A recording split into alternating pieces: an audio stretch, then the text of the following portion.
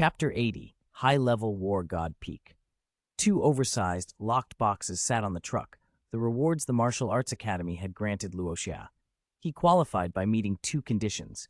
His punch force had reached level 6, and his trial tower rank had climbed to 5. After confirming everything, Luo Xia took the boxes down, and together with Luo Feng, carried them back to the underground chamber of the Jiangnan Pavilion.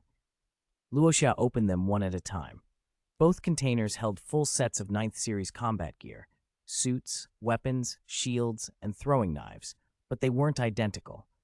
One box contained the Silver Moon longsword, the other held the Blood Shadow battle blade. Luo Xia didn't forget his elder brother. One of the rewards was meant for Luo Feng. Beneath the Blood Shadow battle blade's compartment were two smaller chests. One contained the complete secret manual for the 9 Heavy Thunderblade, the other a vial of dragon blood.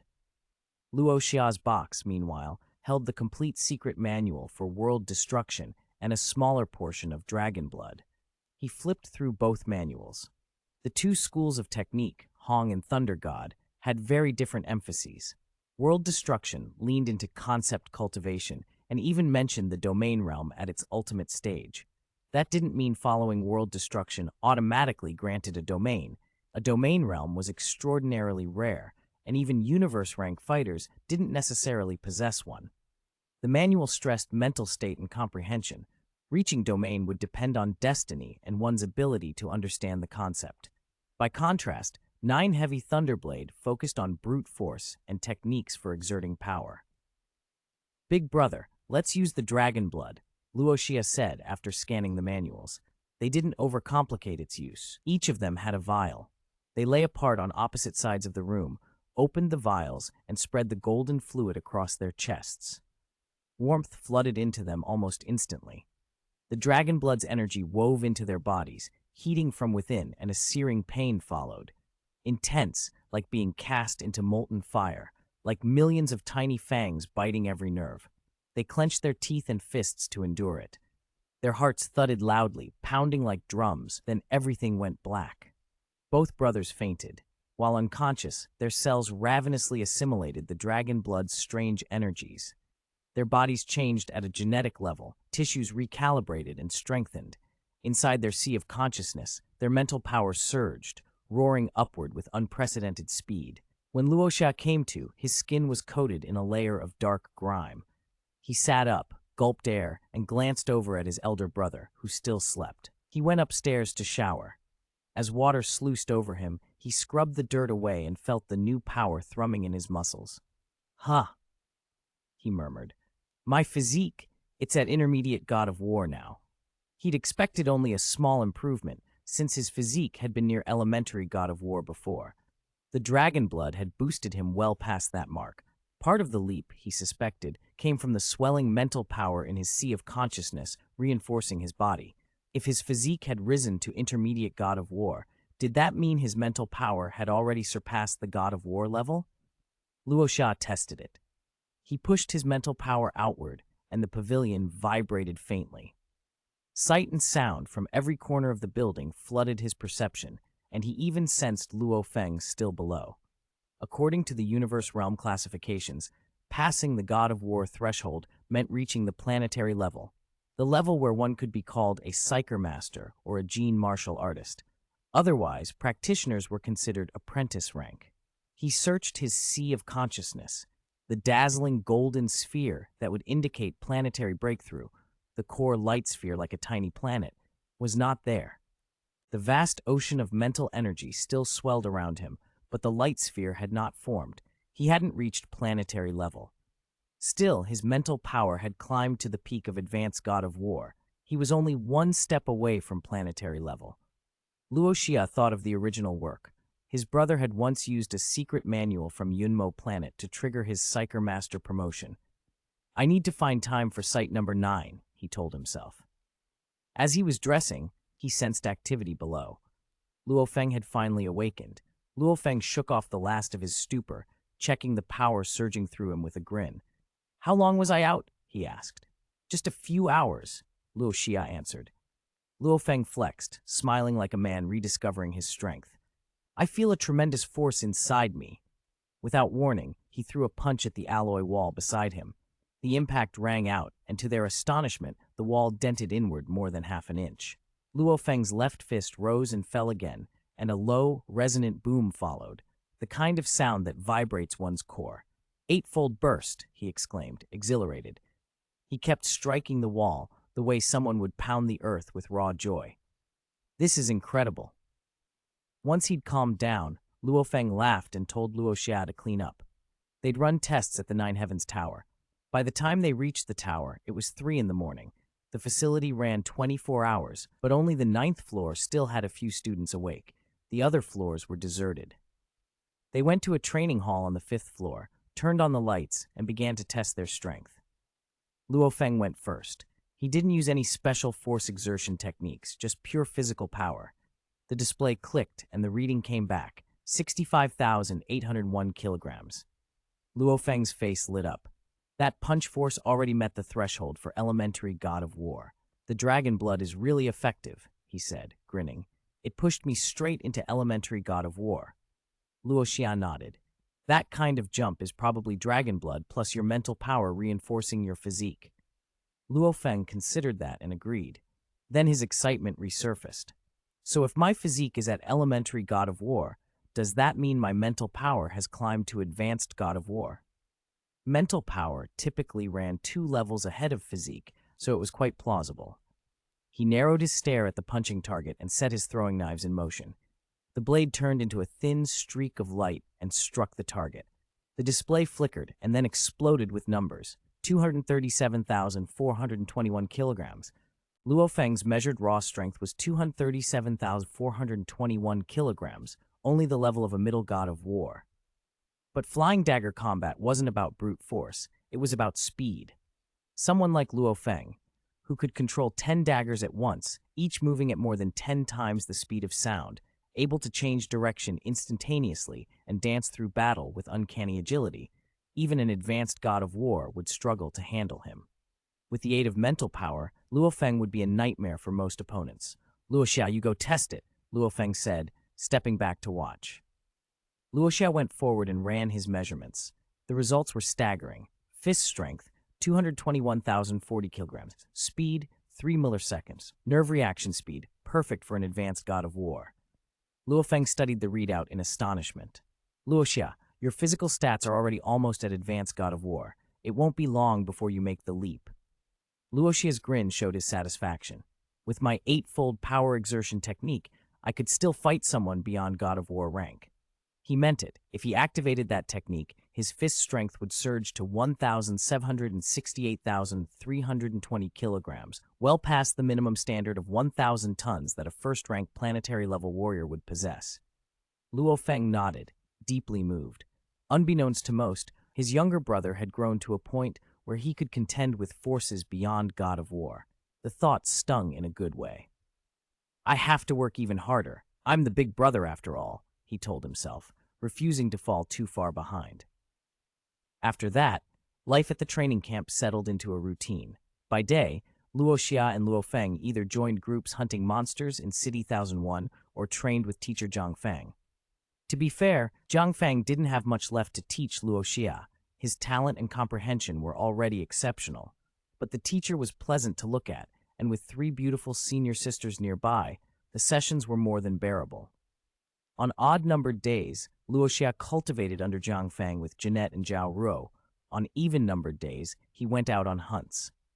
Luo Xia kept studying World Annihilation and the 9 Heavy Thunderblade while progressing on the 3rd stage of his sword art. In his vision, that 3rd stage would eventually unlock a 16-fold power exertion multiplier. It was hard, but with his comprehension ability and the time to consult peak powerhouses like Hong and Thunder God, he began to form many ideas about it. Thanks to their guidance, he also made strides in domain theory. Days slipped by. April passed quietly but fruitfully. By the end of the month, Luo Xia had secured 1st place on the Black Dragon ranking, and Luo Feng had shot up from beyond 100 to 48th. Luo Feng's power exertion rank reached 5. He cleared the 3rd floor of the trial tower. His battle power amplitude hit 6.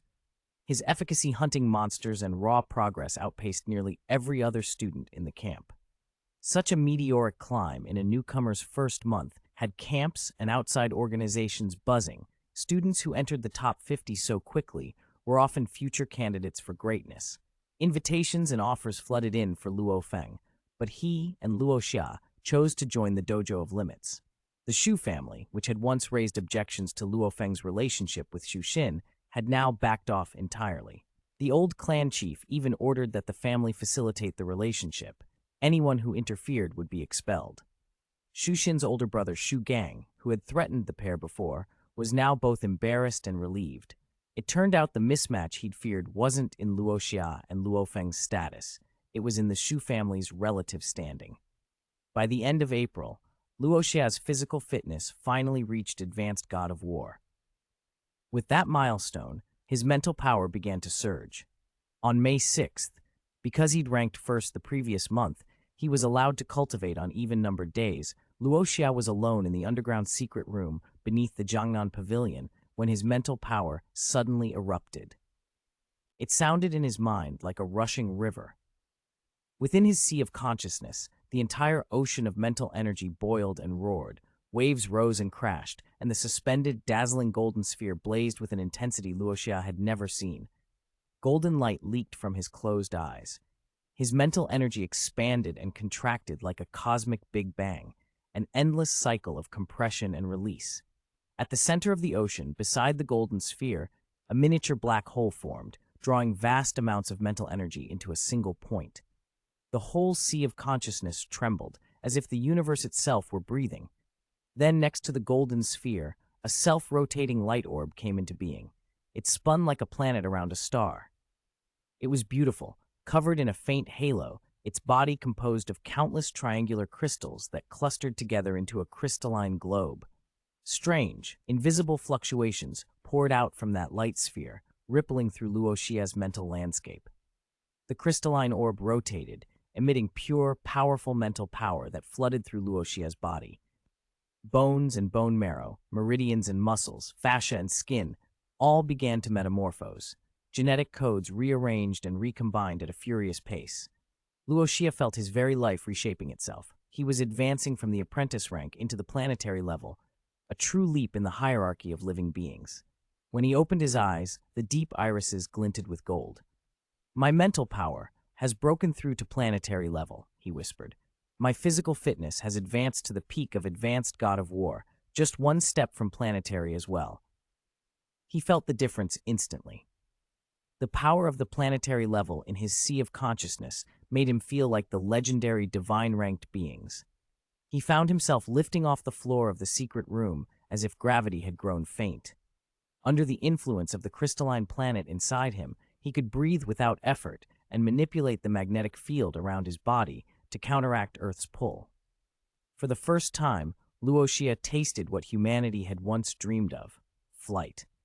Chapter 82. Two Perverted Brothers. After his mental power broke through to the planetary level, Luo Xia had told only one person, his senior brother, Luo Feng. He kept the change to himself otherwise. Life in City 1001 settled back into a disciplined rhythm, cultivating, refining his combat skills, and studying sword techniques. By August, he and Luo Feng had quietly dominated the Black Dragon leaderboard. For months, Luo Xia had held first place without challenge, and Luo Feng had worked his way up to second. One brother in first, the other in second, people were equal parts awed and envious, whispering about the excellent genes of the Luo family. Rumors went so far as to say Comrade Luo must have been some savior in a past life to have fathered two such prodigies. On the morning of August 1st, 184 students gathered on the grass in front of the Nine Heavens Tower, packed and armed for departure. Today was the start of the so-called Life and Death Adventure, a mandatory wilderness survival exercise on the monster-infested Australian continent. Since the Great Nirvana, Australia had been overrun by monsters and abandoned by humans. It was now one of the three most dangerous places on Earth, alongside the Sahara and the Amazon. They were waiting for one more arrival before leaving, the world's strongest, Lord Hong. A deafening sonic boom split the sky. Shadows swept over the assembly as a vast blood-red triangular fighter jet hung above them, imposing and otherworldly. "Lord Hong has arrived," someone cried. Teachers and students rose and instinctively formed lines to welcome him. The jet landed, its hatch opened, and two envoys stepped out and descended as if walking on invisible steps, hovering slightly above the ground. The sight left many staring. Walking on air was a power beyond the God of War level. "It's the martial arts hall's patrol envoys," someone murmured. They took positions on either side of the hatch, waiting. The crowd's attention fixed on the opening. To most people, Hong was a mythic figure, a divine rank, fearsome and supreme, but Luo Xia and Luo Feng were relatively calm. They had met Hong before, chatted at length, and Luo Xia even had Hong's private number. Over the past months, Luo Xia had sometimes called Hong for cultivation advice, so seeing him again stirred little awe. Hong stepped down. A tall man of about 1.9 meters, dressed simply in black trousers and a jacket, his hair closely cropped, he carried an austere, spear-like presence. He scanned the gathered students. For an instant, the world seemed to dim to night, the horizon and scenery vanishing as if the sky itself had shut down. Only Hong remained, monumental and solitary. Then Hong paused and let out a small, surprised sound. Luo Xia felt his gaze land on him. Where everyone else felt paralyzed under that oppressive presence, Luo Xia found himself alone, moving freely.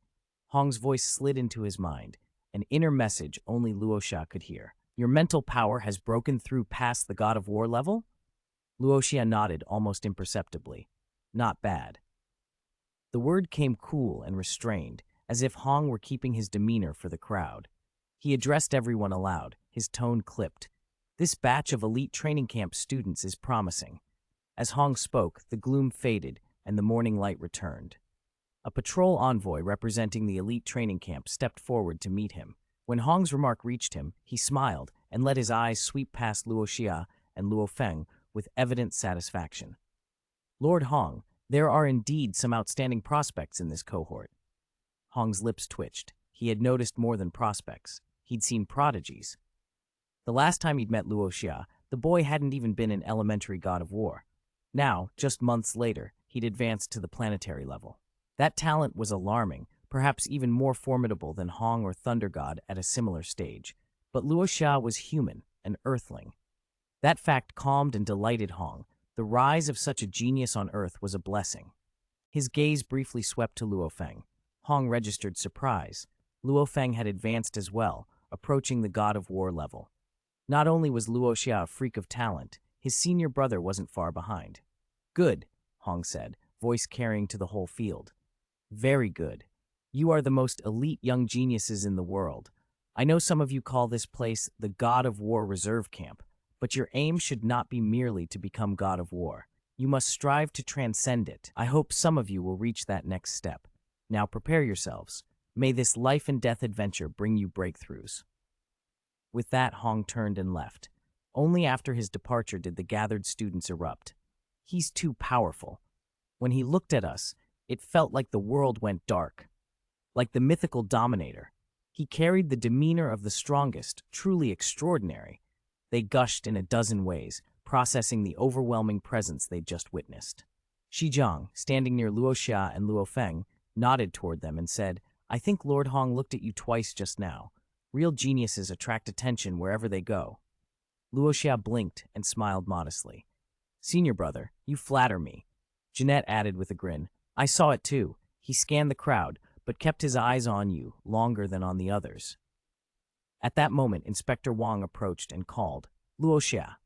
Everyone turned as Inspector Wang stepped forward. "Lord Hong would like to see you," he said. A silence settled over the field. Luo Xia inclined his head and followed Inspector Wang away. As they walked, whispers rose again among the students. Now that Luo Xia and Luo Feng had proven themselves untouchable, nobody in the camp even bothered competing for first or second anymore. They all fought for third place. Being called by Hong was no longer shocking. It was fitting for the boy who had become the standard by which everyone else measured themselves. Luo Xia followed Inspector Wang down a quiet corridor into a small tea room. "The curator is inside. Go on in," Inspector Wang said, then turned and left. Hong was seated on the sofa. The cool reserve he'd shown earlier had melted into an easy smile as he looked up at Luo Xia. "Sit," he invited. Luo Xia sat across from him. Hong asked, "When did your mental power break through to planetary level?" In May, Luo Xia answered. After using dragon blood, my physique improved for a while, and on May 6, my mental power naturally broke through to planetary level. Hong nodded. And your physical level? Advanced God of War, Luo Xia replied. Hong considered him for a moment. With planetary mental power and the physique of an advanced God of War, the training camp is no longer the best place for you. Why not graduate directly and become a patrol envoy for the Martial Arts Academy? Luo Xia bowed his head respectfully. Curator, I'm honored by this suggestion, but I'd like to officially graduate after I return from the Australian continent. Hong thought it over and finally agreed. That can work. After that, Luo Xia took the chance to ask Hong several pressing questions about mindset cultivation and domains. Their discussion ran long and deep. Hong listened intently, occasionally offering corrections and insights. For someone whose comprehension could only be described as extraordinary, Luo Xia's questions often sparked thoughts in the curator as well. They talked until 8:30 p.m., when Luo Xia reluctantly left. The team was due to depart for Australia.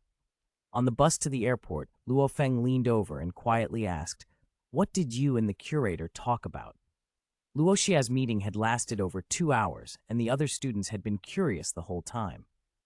Now the group perked up, waiting for gossip. Luo Xia smiled. Not anything dramatic, just some problems I ran into in my cultivation. I asked for guidance. Around him, the students exchanged envious looks. Who wouldn't want a private consultation with the world's strongest man? If Curator Hong had given Luo Xia a few pointers, that could mean a smoother path as a martial artist in the future. At the airport, the training camp staff organized everyone onto a chartered plane. It was a large aircraft with 3 decks, upper, middle, and lower, capable of holding 200 people. Each deck had its own screens and entertainment, so the students wouldn't be bored on the flight. Luo Xia and Luo Feng took seats on the middle deck. "Hey, no movies on our screen?" Zhao Ruo exclaimed, scanning the monitor just as it flickered to life. A middle-aged man stood next to the screen and began to speak in clear Mandarin. "Everyone, please keep quiet. I'll introduce you to the Australian continent." A map filled the display. Dense clusters of red dots blotched the land. "This continent has perhaps the densest concentration of monsters in the world," the man warned. Because Australia was isolated, its creatures evolved differently before the Great Nirvana. After the catastrophe, that diversity, plus crossbreeding and mutation, produced an enormous number and variety of monsters. On land, excluding the oceans, Australia contains the most king-level monsters of any continent. He pointed out several particularly dangerous zones crowded with red dots. Do not approach areas of high monster density. If you meet a king-level monster out here, you're very likely to die. The next segment will show some of the common monster species you might encounter. New students on a life-and-death adventure should watch closely. The video swelled into footage of grotesque beasts and warning captions. The cabin grew quiet. Senior brother Shi Jiang, junior brother Luo Feng, junior brother Luo Xia. Should we form a team when we get there? Zhao Ruo asked in a low voice. Life and death adventures didn't forbid teams, but many strong students preferred to go solo to develop themselves. Shi Jiang among them. Shi Jiang shook his head apologetically. "I'm going to act alone this time." Luo Feng also declined with a rueful smile. "We plan to head into some dangerous areas for training. Sorry, it's better if we split." Zhao Ruo wrinkled her nose, but accepted it. "All right, I'll find others. Still, there are some places you two should never enter recklessly. Understood?" "We will be careful," Luo Xia promised. A sudden jolt cut the conversation short. The plane shuddered violently, water spilled from cups, and a few students gasped. Alarm went through the cabin. "Attention, students," came a calm voice over the intercom. "Our plane has entered the Australian airspace. We still have about 50 minutes until our destination. The tremor you just felt was caused by an encounter with flying monsters. The plane has shaken them off and is continuing to its destination." Relieved murmurs spread. Modern aircraft were armed. Laser cannons at close range could take down even a king-level flying creature, so an attack aloft was frightening but survivable. About 40 minutes later, the plane touched down. When the doors opened, the students filed out into a vast expanse of wilderness. Green stretched in every direction, thick vegetation and the faint, weathered traces of ancient ruins in the distance. There aren't any buildings nearby, someone observed. Just wilds. It's going to be hard finding a place to rest tonight, another added.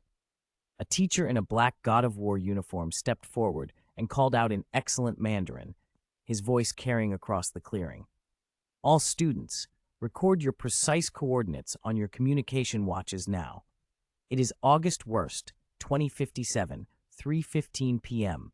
Your mission is to live on the Australian continent for 28 days. Our plane will pick you up and return to Hongning Base City at 12 p.m. on the 29th, at this exact location.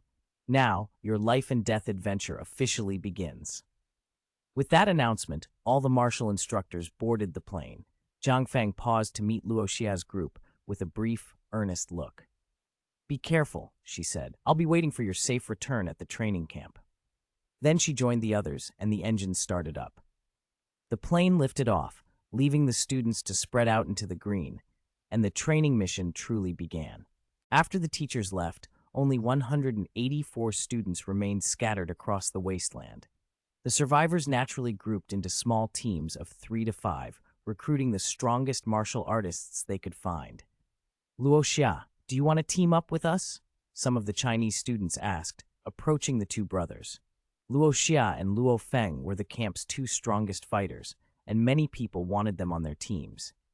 The brothers refused every invitation. They said their goodbyes to familiar faces, slung on their backpacks and shields, checked their weapons, and, throwing knives at the ready, strode toward the boundless wasteland. Both of them now wore 9 series combat suits and carried upgraded weapons. Their attack and defense had increased significantly. As they moved out, the pair encountered many monsters. The middle-aged man's warning had been right. Monsters here were numerous and dangerous. They ran into dozens of high-level warrior general creatures, but the monsters didn't seem disturbed. The chi of the students was restrained. Which way do we go, Xia? Luo Feng asked. Luo Xia opened the map on his comm-watch and pointed. A place called Lake Zhe filled the screen, a lake shown in satellite images with a circumference of more than 100 miles. Luo Feng frowned. A big lake like that must be full of monsters. You're not thinking of going into the lake itself, are you? Luo Xia smiled. Not challenging the monsters in the lake, but wherever there's water, there are usually monsters nearby. That's why I suggested coming here. There was another reason he didn't share. He hoped to find the legacy of Yunmo planet. Luo Xia's memories of his past life were fragmentary and fading, but one scene from a novel had stubbornly stayed with him, rumors of a legacy hidden on the Australian continent. It was a curious, useless detail to admit, so he let it go unsaid. Luo Feng considered for a moment and finally nodded. All right, let's go. The Australian climate was the reverse of Eurasia's. While August burned Asia, here it was cold, barely 4 or 5 degrees Celsius. Thankfully, both brothers had the physical constitutions of gods of war. Such temperatures bothered them not at all. They flew quickly across the open terrain, treating monsters like obstacles to be avoided rather than threats to be engaged. Shortly, they reached the lake's edge. Thick mist clung to the surface of Lake Zhe. Even with God of War vision, they could only see clearly up to 200 meters. Beyond that, everything blurred into white. Why is there fog only over the lake? Luo Feng muttered. This mist hugs the lake but not the shore, Luo Xia said. Something's odd about it. A beast's roar cut across the air. Less than 50 meters out, the lake's surface exploded. A massive crocodile burst free of the water, a terrible maw snapping in their direction. Luo Feng's eyes widened. Lord level, it's a bloodthirsty crocodile. They dove apart in an instant, barely avoiding the snapping jaws.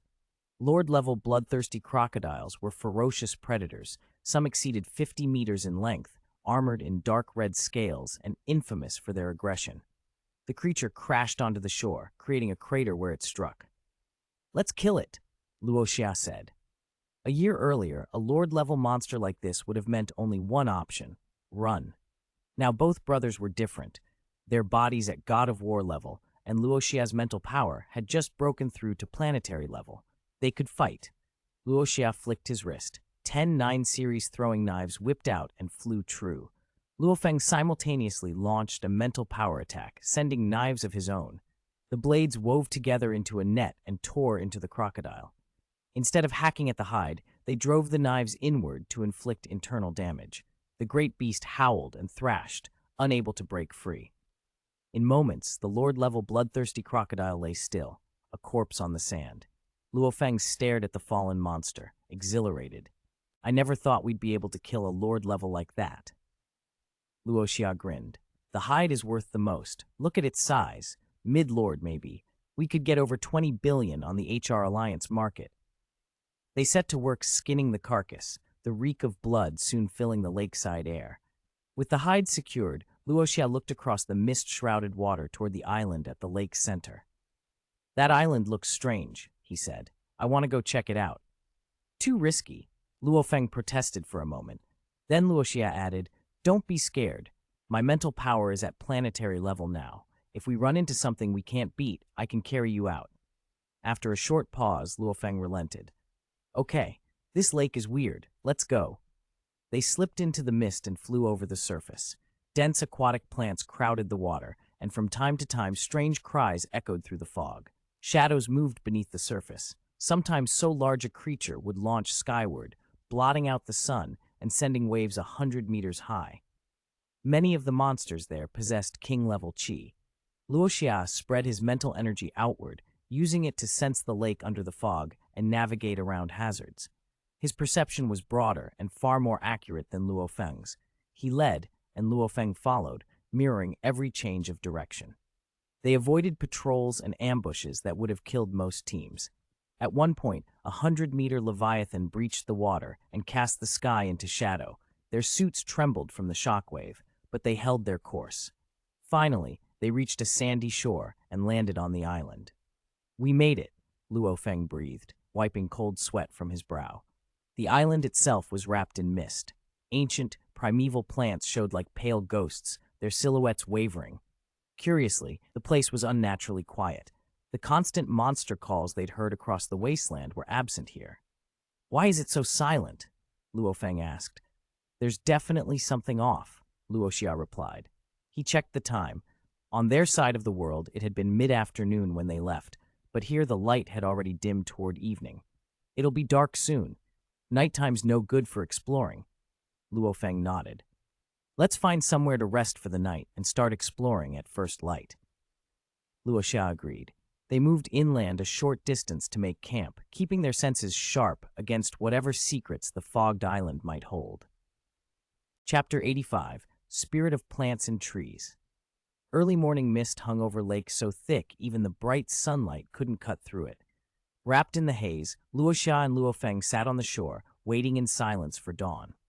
They hadn't slept all night and dared not start a fire for fear that smoke or flame would draw the lake's terrors. After nearly 2 more hours, light finally broke. Luo Xia stood and said, Let's go, big brother. Let's see what's so strange about this island. All right. Luo Feng nodded and followed. The island's vegetation was riotous and primeval. Towering trees shot up through the fog, their trunks lost in the mist. Walking beneath them felt like stepping back into an age when dragons ruled the earth. The two brothers moved carefully, alert to every sound. It's odd, Luo Feng murmured. With vegetation this dense, there should be plenty of monsters. We've gone 2 or 3 lie-in and haven't seen a single animal trace. The creatures in Lake Zhe don't even seem to climb ashore. Luo Xia halted suddenly, eyes fixed on a plant not far away. It glowed a vivid emerald and seemed to hum with life. That one's strange. I can feel a strong life force from it. Luo Feng followed his gaze. This plant was unlike the rest. It shimmered, specks of green light drifting around it. Even from a distance, they could smell a fresh, intoxicating fragrance. What kind of plant is that? Luo Feng asked. I'm not sure. Luo Xia closed the gap cautiously. When he was less than 5 meters away, the plant's branch shot out like an iron whip and lashed at him. Luo Feng shouted, Watch out! But Luo Xia had already reacted. His throwing knife sliced through the air and severed the branch. Green sap welled from the wound, and a stronger, sweeter scent spread around them. Luo Feng stepped forward, split the trunk with his knife, and pulled out a thumb-sized glowing crystal from inside. What is this? He asked. Luo Xia's eyes brightened as memories of the elite training camp surfaced. videos and lectures they'd been allowed to study there. "It should be a grass and wood spirit," he said. "A grass and wood spirit?" Luo Feng sounded puzzled as he turned the crystal over in his hand. Luo Xia nodded and explained, "After a plant undergoes a certain transformation, it can crystallize into one of these. The vegetation that contains a grass and wood spirit gains simple attacking and self-preservation instincts. That's why the plant attacked us." "And what does the spirit do for a person?" Luo Feng asked. Luo Xia recited the lecture from memory. "Each grass and wood spirit contains some of heaven and earth essence and has a special effect. Some can multiply a person's physical fitness by 6 to 10 times, and in extreme cases, they can boost someone all the way to the peak of an advanced war god level." "Something like that can make you that strong?" Luo Feng's voice was full of astonishment. "Of course it's powerful." Luo Xia smiled. "Years ago, someone found a willow-type spirit, the 1,000-year willow heart. The person who consumed it found their cellular activity and recovery rates increased dramatically, and their physical fitness rose tremendously. This is definitely a valuable thing." Luo Feng's eyes shone with excitement as he stared at the crystal. "You said they have attacking instincts?" He glanced around at the trees. "That would explain why there aren't animals or monsters here. Maybe there are a lot of these spirits on the island. Any animals that lived here might have been driven off or killed." "Very possible," Luo Xia agreed. "Big brother, if we can find all the grass and wood spirits on this island, we'll be set." "Then let's get to it." Luo Feng laughed and started searching. The island had been spotted by satellite, but no one had ever set foot on it. Everything they found would be theirs. They combed the forest and before long had added a dozen more grass and wood spirits to their packs. They pressed on. Suddenly, a vast blossom, 3 to 4 meters across, exploded open nearby, falling toward them like a living canopy trying to engulf them both. Both brothers reacted instantly. Throwing knives flashed from their hands, cutting the giant flower into shreds that tumbled to the ground. From the broken stem, a blood-red sap oozed, looking uncannily like fresh blood. "Is this a man-eating flower?" Luo Feng asked, unsettled. Luo Xia probed a petal with his spirit sense and nodded. "It is. Most carnivorous flowers like this are known from the Amazon, so it's rare to see one mutated here. Plants barely evolved after the Great Nirvana. The fact that this one has mutated is unusual." They moved on, more vigilant now. Soon they came upon 9 willow trees lined up ahead. "Willows," Luo Feng said, startled and hopeful. "Xiao Xia, could these be the ones with willow hearts?" "They very well might be. Let's test them." Luo Xia aimed a throwing knife at one. As the blade neared, the willow's branches shimmered and transformed into countless thread-like tendrils. The tendrils batted the knife aside and then lashed out, coiling around Luo Xia. "It really is a grass and wood spirit." Luo Feng's voice went serious. The other 8 willows launched their attack at the same time. The trees were massive, the smallest trunks over 1 meter across, the largest more than 3 meters in diameter. One towered nearly 100 meters high, its countless branches hanging like curtains of willow and glowing faintly golden. When they struck, tens of thousands of threads sprang forth and wove a tight, impenetrable net, wrapping around Luo Xia and Luo Feng from all sides. Terrifying willow branches whipped through the air like a tornado, lashing at Luo Xia and Luo Feng. "Break!" Luo Feng roared. He charged forward. The 6 flying daggers orbiting his body spun like a fiery wheel, slashing frantically through the willow tendrils. "These branches are like cutting through rebar," he shouted over the din. Luo Xia gave a small nod and sent 10 daggers screaming toward the largest tree, the Willow King. Compared to the others, this tree's branches were uncanny, thicker, tinged with a faint golden sheen. Every time the daggers struck, they met a brutal resistance. Tens of thousands of branches collided with Luo Xia's blades, the clash ringing out as sparks and resin sprayed everywhere. This Willow King was terrifyingly strong. Even a lord-level creature would likely be shredded by its myriad limbs. But Luo Xia was no ordinary opponent. Now, a planetary-level Psyker Master, he tightened his control, turning his 10 daggers into a spinning whirlwind and plunged forward. Branches that crossed his path were shredded to ribbons.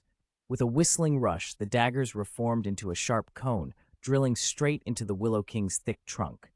Boom! The trunk was harder than the limbs. Luo Xia's mental power-guided blade struck with a dull, muffled thud. The tree rocked, and a deep crack spidered across its trunk, green sap oozing from the wound, but it didn't fall. A brief flicker of golden light passed through Luo Xia's eyes. Before the willow could entangle him, he drove the daggers into the trunk again, this strike ramping up in brutality. Boom! A large hole burst open. "Break for me!" Luo Xia shouted. The daggers reformed into a cutting disc, spinning to saw through the weakened trunk. With a final creaking protest, the Willow King toppled with a crash. In the original reports, the HR Alliance had had to send several gods of war to fell such trees. For Luo Xia, now a planetary-level Psyker Master, it was almost easy. He and Luo Feng worked together, and the remaining 8 willow trees stood no chance. Within a minute, all were severed and lay prostrate across the soil. They moved to the fallen trunks and began to harvest. The Willow King's heartwood was enormous and unusual, its 1,000-year willow heart pulsing with an extraordinary vitality. The other 8 grass and wood spirits were tiny by comparison, no larger than eggs, each encased in a thick, crystalline shell. "How do we consume this spirit?" Luo Feng asked, holding the massive 1,000-year heart in both hands. Luo Xia smiled. "Pierce its shell and drink the sap," he said. "I've heard it's comforting. No pain, just a pleasant feeling." He glanced at his brother. "Big brother, this 1,000-year willow heart could push your physique up to mid-level god of war. You should take it. I'll act as your protector." Luo Feng shrugged off the dirt and sat cross-legged without hesitation. Following Luo Xia's instructions, he pierced the heart's shell and drank the emerald liquid within. The moment the sap slid down his throat, a cool, blissful warmth spread through him. "So comfortable," he breathed, feeling tremors run through his bones and flesh. "I can feel every muscle and fiber awakening." The essence absorbed into his body, and his cells began to change with terrifying speed. Genes recombined and perfected themselves. New strands emerged that greatly enhanced cellular vitality. Stimulated by this influx, Luo Feng's physical constitution rocketed upward. Previously, after consuming dragon blood, he had reached the elementary god of war tier. Now, driven by the Willow Heart's power, his body surged to mid-level god of war, and perhaps further. Inside Luo Feng's sea of consciousness, a dark golden sphere began to expand and crack with snapping sounds. When it fractured, torrents of mental power rushed outward, filling his inner world. Luo Xia felt the change immediately. His brother's mental power was skyrocketing, and it only accelerated the transformation of Luo Feng's body. Half an hour later, the process tapered off. Luo Feng cracked his knuckles and threw a casual punch. The air itself ruptured with the force. He laughed in disbelief. "A casual punch now is as strong as one of my previous full-power strikes. I'm at least mid-level god of war, maybe advanced god of war." He frowned then, shadowed by a small regret. Too bad the dark golden sphere in my sea of consciousness shattered.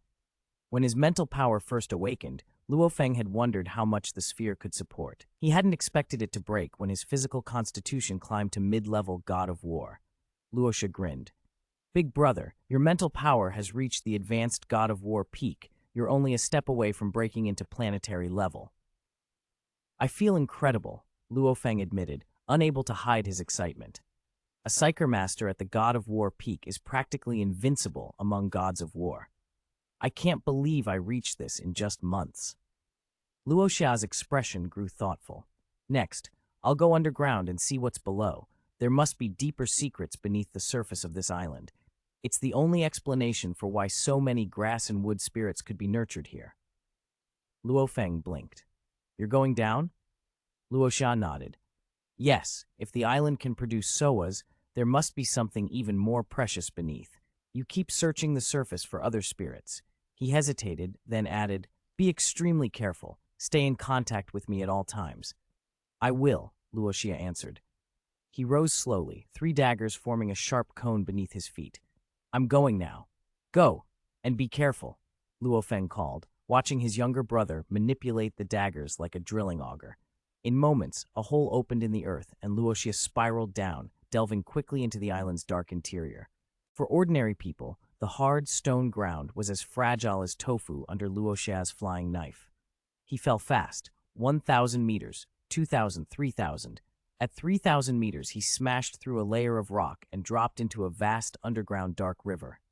Luo Xia lingered, scanning the space with mental power. He detected no monster life signs. He thought of the novel's notes. The Yunmo planet Legacy lay more than 10,000 meters underground. Under Fog Island, he remembered, there was also the cloud-caressing vine and a beast emperor-level creature nurtured by Babada.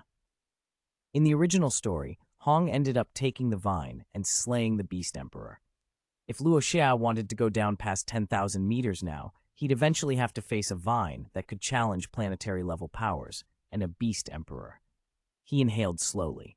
Those two opponents were not something ordinary planetary-level cultivators could handle. Luo Xia was only a first-stage planetary psyker master. Still, he squared his jaw. "I'll take the risk," he told himself. "Fortune favors the bold." Besides, Babada wouldn't just watch him die, not with his soul and mental energy as strong as they were now.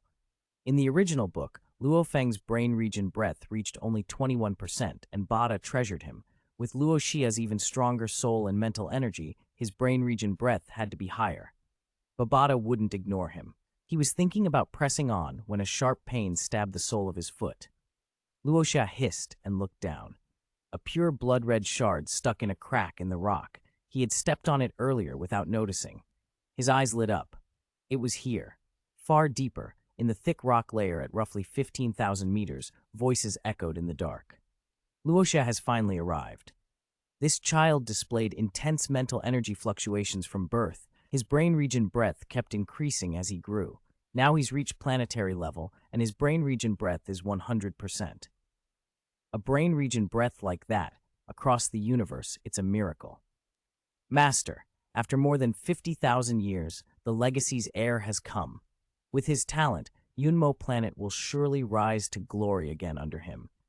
Now that he's obtained the outer shell fragment, we can change the hint and have him come to receive the legacy." The joyous voices sent subtle waves through the rock, waves invisible to instruments, sight, or ordinary mental power. They slipped into Luo Xia's sea of consciousness. Back in the dark river cave at just over 3,000 meters, Luo Xia used mental power to lift the blood-red fragment from the ground and felt the hint wash against him. If his soul hadn't been so powerful, he never would have noticed such a faint transmission. "So that's Babada's hint," he murmured. "My naturally strong mental energy attracted it." He turned the fragment over in his hand. It was palm-sized, but felt as heavy as a ton to his perception. One edge was an impossibly sharp blade. Chi-Hun Copper Mother, he thought. He'd read about it, a special material from the Yunmo planet spaceship, incredibly precious, something that could spark bloody conflicts among domain lords and world lords. In the novel, Babada had manipulated Luo Feng into picking up this very fragment. It had helped Luo Feng greatly in later battles. With the Chi-Hun Copper Mother in his possession, Luo Xia felt bolder. He sheathed it and hefted his flying knife, plunging downward again. 3,500 meters. Something malignant radiated through the rock. The ground trembled. With a thunderous crack, a tremendous tentacle burst from the rock and lashed for him. "It's the Beast Emperor's tentacle," Luo Xia thought. "It found me?" He had been radiating mental power in a 200 to 300 meter radius as he descended, so he sensed the movement in advance. Reacting instantly, he willed the Chi-Hun Copper Mother forward. It flew like a blood-red beam, so sharp it sliced through air. Its speed was many times that of sound, yet it made no thunderous boom, only a single muffled hiss. The striking tentacle split cleanly in two. A spray of blood arced through the cave. A deafening roar rolled up from the depths. The ground shook and rocks rained down. Luo Xia smashed through the mud and stone, entering a cavern. Before he could steady himself, the cave shuddered again, and an enormous tentacle erupted from its heart. It moved with brutal speed and vicious intent. The whole cavern began to crumble. A torrent of debris fell around him. Luo Xia's eyes flushed gold. In his sea of consciousness, the crystal planet began to spin wildly. The ocean of mental energy below surged. A brilliant golden sphere flared and poured out a boundless radiance. Mental energy flooded outward. Time seemed to stretch. Everything slowed to a crawl. In Luo Xia's vision, the falling rocks hung in midair, and the attacking tentacle inched like a slow-moving snail. The Chihun copper mother shifted, stretching into a thin red thread that wound itself around the tentacle in silence. Then time snapped back to normal. The momentum returned, and the tentacle exploded into chunks of flesh. The Beast Emperor creature howled in fury. Its roar shook the ground and sent the cavern into even wilder collapse. On the island, Luo Feng was harvesting a grass and wood spirit when the whole place began to tremble. Trees toppled. Mist on Lake Zi boiled into towering waves. He frowned, alarmed. "What's happening?" he asked aloud, anxiety rising. "Did little Xia run into trouble?" Chapter 88. Moyen Vine and Domain deep beneath the surface, the Beast Emperor-level tentacle monster thrashed in fury. Its colossal body trembled as dozens of tentacles punched through rock and soil, blindly gouging toward where Luo Xia had disappeared. Although he was underground and not in the monster's direct sight, that meant little. The creature could reshape the terrain at will. Luo Xia couldn't stay put. If the beast collapsed the tunnel, he would be trapped and crushed. He kept descending. Protected by his mental power, the flying knife spun like a drill, carving a shaft downward. Rock and earth sprayed as he dove. 4,000 meters, 5,000, 6,000. The vibrations above grew wilder. The tentacle monster was too bulky to bore through the strata, and its arms were of finite length. When Luo Xia dropped past 7,000 meters, its tentacles finally failed to reach him. Phew, out of range, he breathed, not bothering to brush the dirt from his clothes. He followed the hints Babada had given him, digging deeper. 8,000, 9,000, 10,000 meters. Alarm bells screamed in his chest. A dark purple vine suddenly ripped through the rock ahead and lunged straight for him. It's the cloud-caressing vine. Luo Xia had expected it. Surrounded by rock, he couldn't dodge a tendril that stabbed toward him.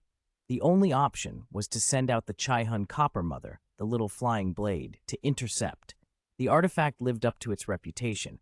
Its edge flashed and severed the vine's tendril cleanly. The plant's regenerative power was terrifying, but a severed limb would still take a breath or two to regrow.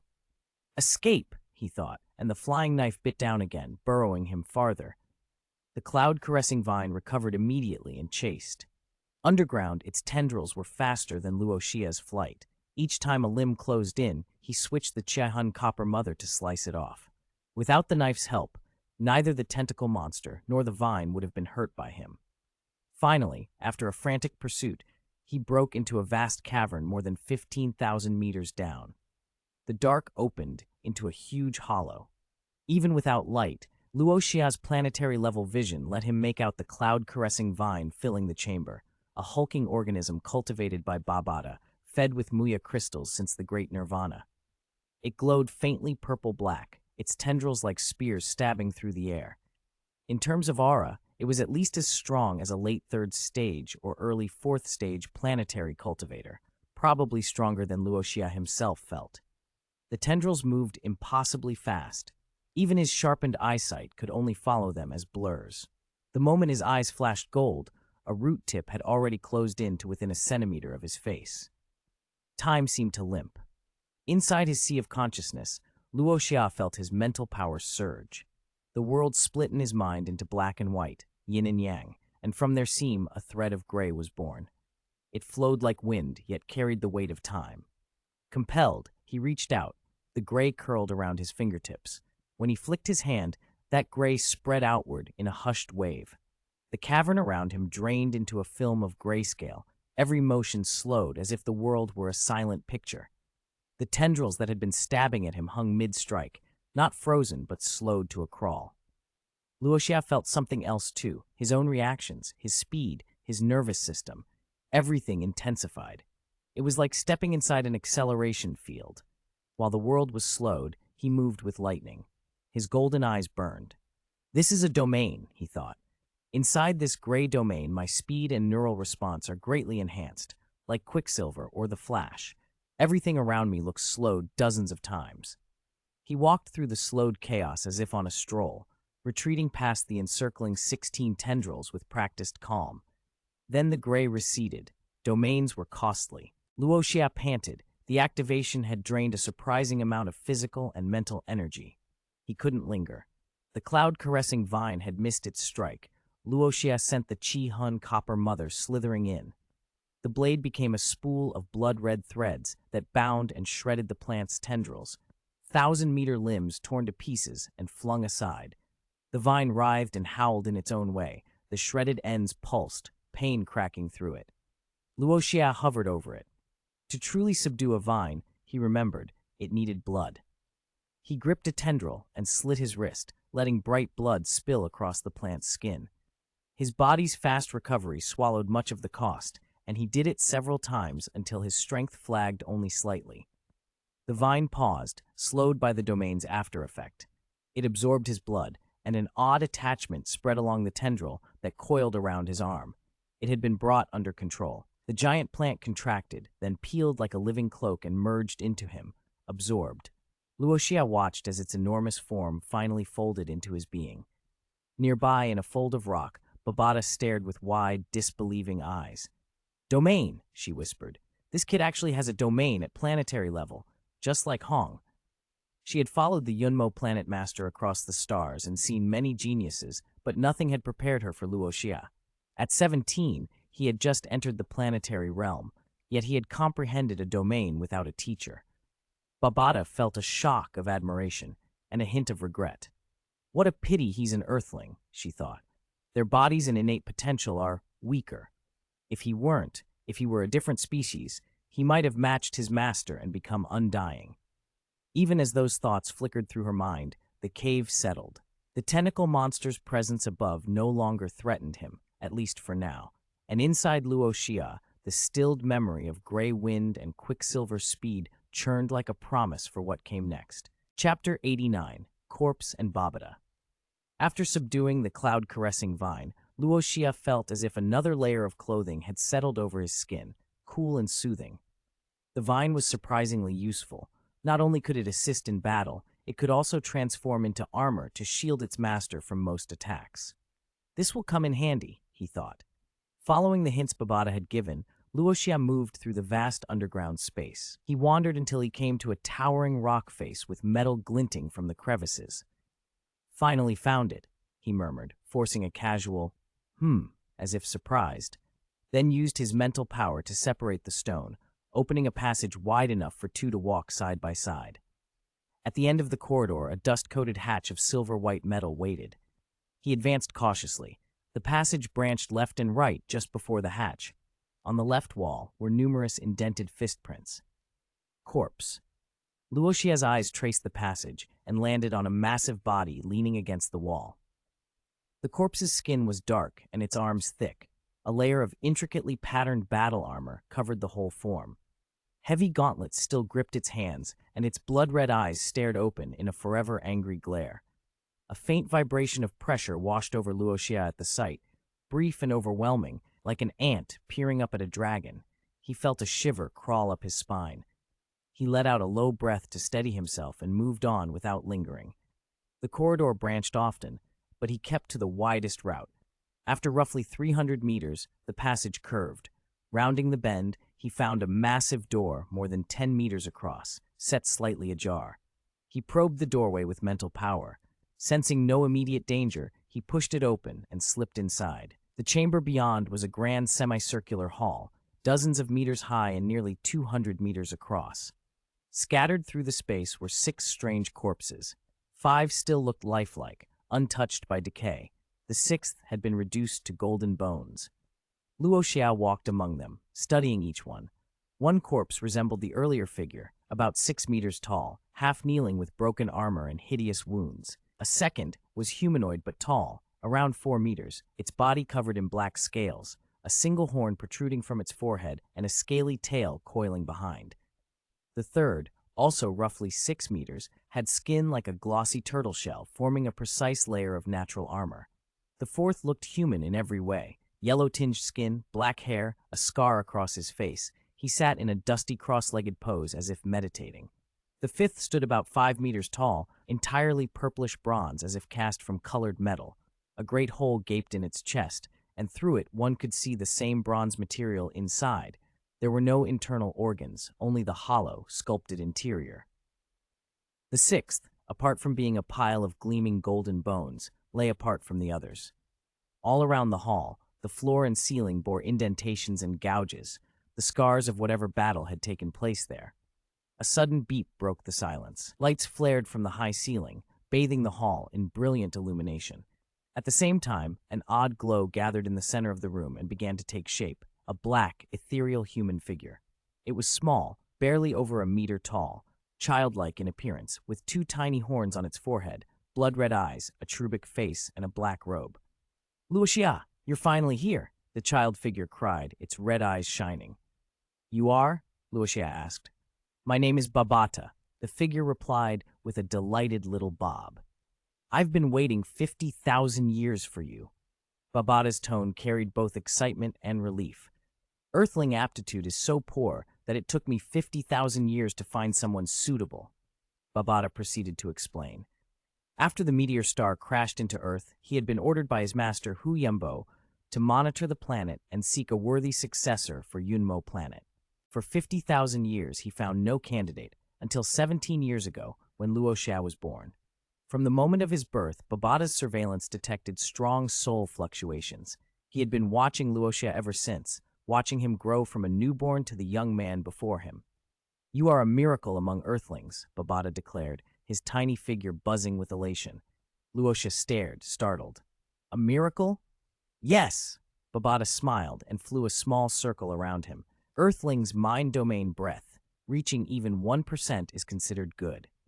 In the universe, most geniuses at the apprentice level reach at most 30 or 40%, but your mind domain breadth is 100%, and you reached 100% while still at the planetary level. That's unheard of, truly a miracle. You're a born psychic master." Babata's excitement grew.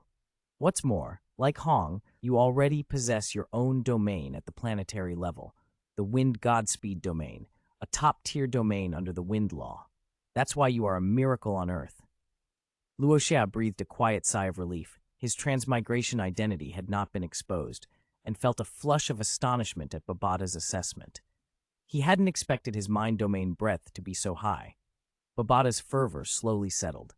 After 50,000 years of waiting in isolation, the little being had been bursting to speak. Finally, he could release the loneliness that had been building up for ages. Chapter 90, Apprenticeship, Speed Domain. In the grand semicircular hall, Luo Xia stared up at Babata hovering in midair. "Babata," he asked, "you said my gray domain is the Wind Godspeed domain under the Wind Law?" Babata nodded. "If my data is correct, the domain you just comprehended is indeed the Wind Godspeed domain. It's an extremely powerful domain, very close to a space-time domain. It can let you break through the universe's light speed limit." "Break through the speed of light," Luo Xia repeated, incredulous. "Yes, you probably don't know." Babata gestured, and a holographic image flickered to life before them. In the image, a lone spaceship drifted through a boundless starfield. In our universe, when an object reaches light speed, it's forcibly cast into the dark universe. As Babata spoke, the ship elongated into a beam of light and then vanished. That ship was sent into the dark universe. Babata turned to Luo Xia, excitement bright in his voice. "But your Godspeed domain can break that barrier. It would let you remain in the real universe even after reaching or surpassing light speed. That kind of domain would be devastating in combat," he continued. "Imagine an enemy who can't break the light barrier while you can move beyond it at will. What would that battle look like?" He grinned, then sobered. "Of course, that's far beyond you right now. To use an Earth phrase, you're a small fry. It will be a very long time before your own speed can even approach light speed. Don't worry about that yet." Luo Xia felt exasperated by the contradiction. Think about it, and don't think about it. But he couldn't deny the domain's immediate benefits. His speed and neural reaction time were greatly enhanced. The world seemed to slow around him. Even without reaching light speed, the domain alone gave him a tremendous edge in combat. Enough, he thought, to hold his own against Hong, the strongest person on Earth. "Come," Babata said, "let us pay respects to the master." He pointed to the center of the floor. With a humming sound, the metal surface parted and a passage opened. "Follow me." Babata led the way. The tunnel was about 30 meters long. When they reached the bottom, the dark hall lit itself, revealing a space similar to the one above, octagonal walls, bare and empty. Babata tapped the floor and said, "Open." The ground shifted and split with mechanical clanks, and something began to rise. The master's body is stored very securely, Babata said, smiling at Luo Xia. You'll see it in a moment. Let me introduce myself properly. Surely you have a lot of questions. Luo Xia nodded. My name is Babata, the entity continued. But you can also call me Demon Babata. That's the Earth translation. In the universe common language, it's pronounced. He hummed a string of alien syllables that Luo Xia couldn't understand. Does that mean Demon Babata? Luo Xia tried, repeating the strange sounds. Babata laughed. Exactly. As expected of a human with 100% brain breadth, your learning and comprehension are excellent. You'll pick up the universe common language quickly. If you ever travel the universe, you must learn it. Without it, others will look down on you. What do you mean by demon? Is there really a race like that in the universe? Luo Xia asked, curious. Demon is a self-given title, Babata said, shaking his head. There are races who resemble your Earth legends, but they are not what you call demons. Essentially, I am an intelligent life form. Intelligent life form? Luo Xia repeated. Intelligence itself has grades, Babata explained. Some basic logic programs on Earth are not truly intelligence. Real intelligence can solve problems at least as well as humans, like the intelligent core in the 9th ancient civilization ruins. And I was once an intelligence, but after serving the master for countless years, I transcended that category. I became an intelligent life form, a living existence like humans, animals, or plants. Luo Xia blinked and rubbed his chin. Can you have children? Would your children be intelligent life forms too? Babata's face reddened. Is that what you meant? The most remarkable thing about me is that I possess the comprehension ability to cultivate and evolve. The master once prepared me a body. With that body, I made the name Demon Babata, renowned across many galaxies. His tone turned somber. But a cataclysmic war 50,000 years ago, one that spanned countless galaxies, destroyed my body. I reverted to a virtual intelligent existence. He stared down at the cracked metal floor. I can continue to exist as a virtual intelligence, but the master, his voice trailed off. A transparent crystal coffin had risen slowly from the opening. It measured about 6 meters long, 4 meters wide, and 2 meters high, and it radiated a bone-chilling cold that made Luo Xia's teeth ache. Even with his current physical conditioning, the cold made him shiver. Inside the coffin lay a corpse roughly 3 meters tall. 2 flexible, tentacle-like appendages sprouted from its forehead. Aside from its height and those tentacles, its features were strikingly human. It wore a dark robe that gave off a faint glow. Long hair draped over its shoulders, and its face, though dead, wore a peaceful expression as if it were merely sleeping. It was handsome in an otherworldly way, narrow, elongated eyes that lent the visage a feminine beauty. Even in death it had an intoxicating charisma. Master! Babata cried, leaping to the coffin, tears streaming down his face. Luo Xia watched, surprised. An entirely virtual existence shedding tears? He wondered whether they were a projection or something more. After a long, mournful moment, Babata turned to Luo Xia. Luo Xia, will you accept my master as your teacher and become the future master of Yunmo Planet? But Yunmo Planet is already destroyed, Luo Xia said quietly. Yes, the planet was destroyed and that force has perished, Babata replied. But if you take him as your teacher, you will receive all the legacy he left behind. He fixed Luo Xia with a serious look. If you refuse, I will be forced to kill you to protect Yunmo Planet's legacy and prevent any secrets here from leaking. Red light flickered in Babata's eyes as he spoke. Luo Xia put on an expression of thoughtful hesitation, then answered, All right, I will accept Hu Yanbo as my teacher. Babata practically jumped in midair, joy bubbling from him. Wonderful. However, he added, frowning as if remembering something, I have one request. What request? Babata asked. My elder brother is also a psyker master. Can he become a disciple of teacher Hu Yanbo along with me? Luo Xia asked. Babata tapped his chin, thinking. You mean Luo Feng? His brain breadth is only 21 cent, just barely passing.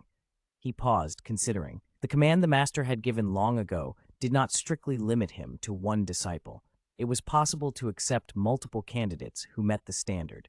After a moment, Babata smiled and nodded, hands on his slender waist. Yes, Luo Feng may join you in becoming disciples of my master.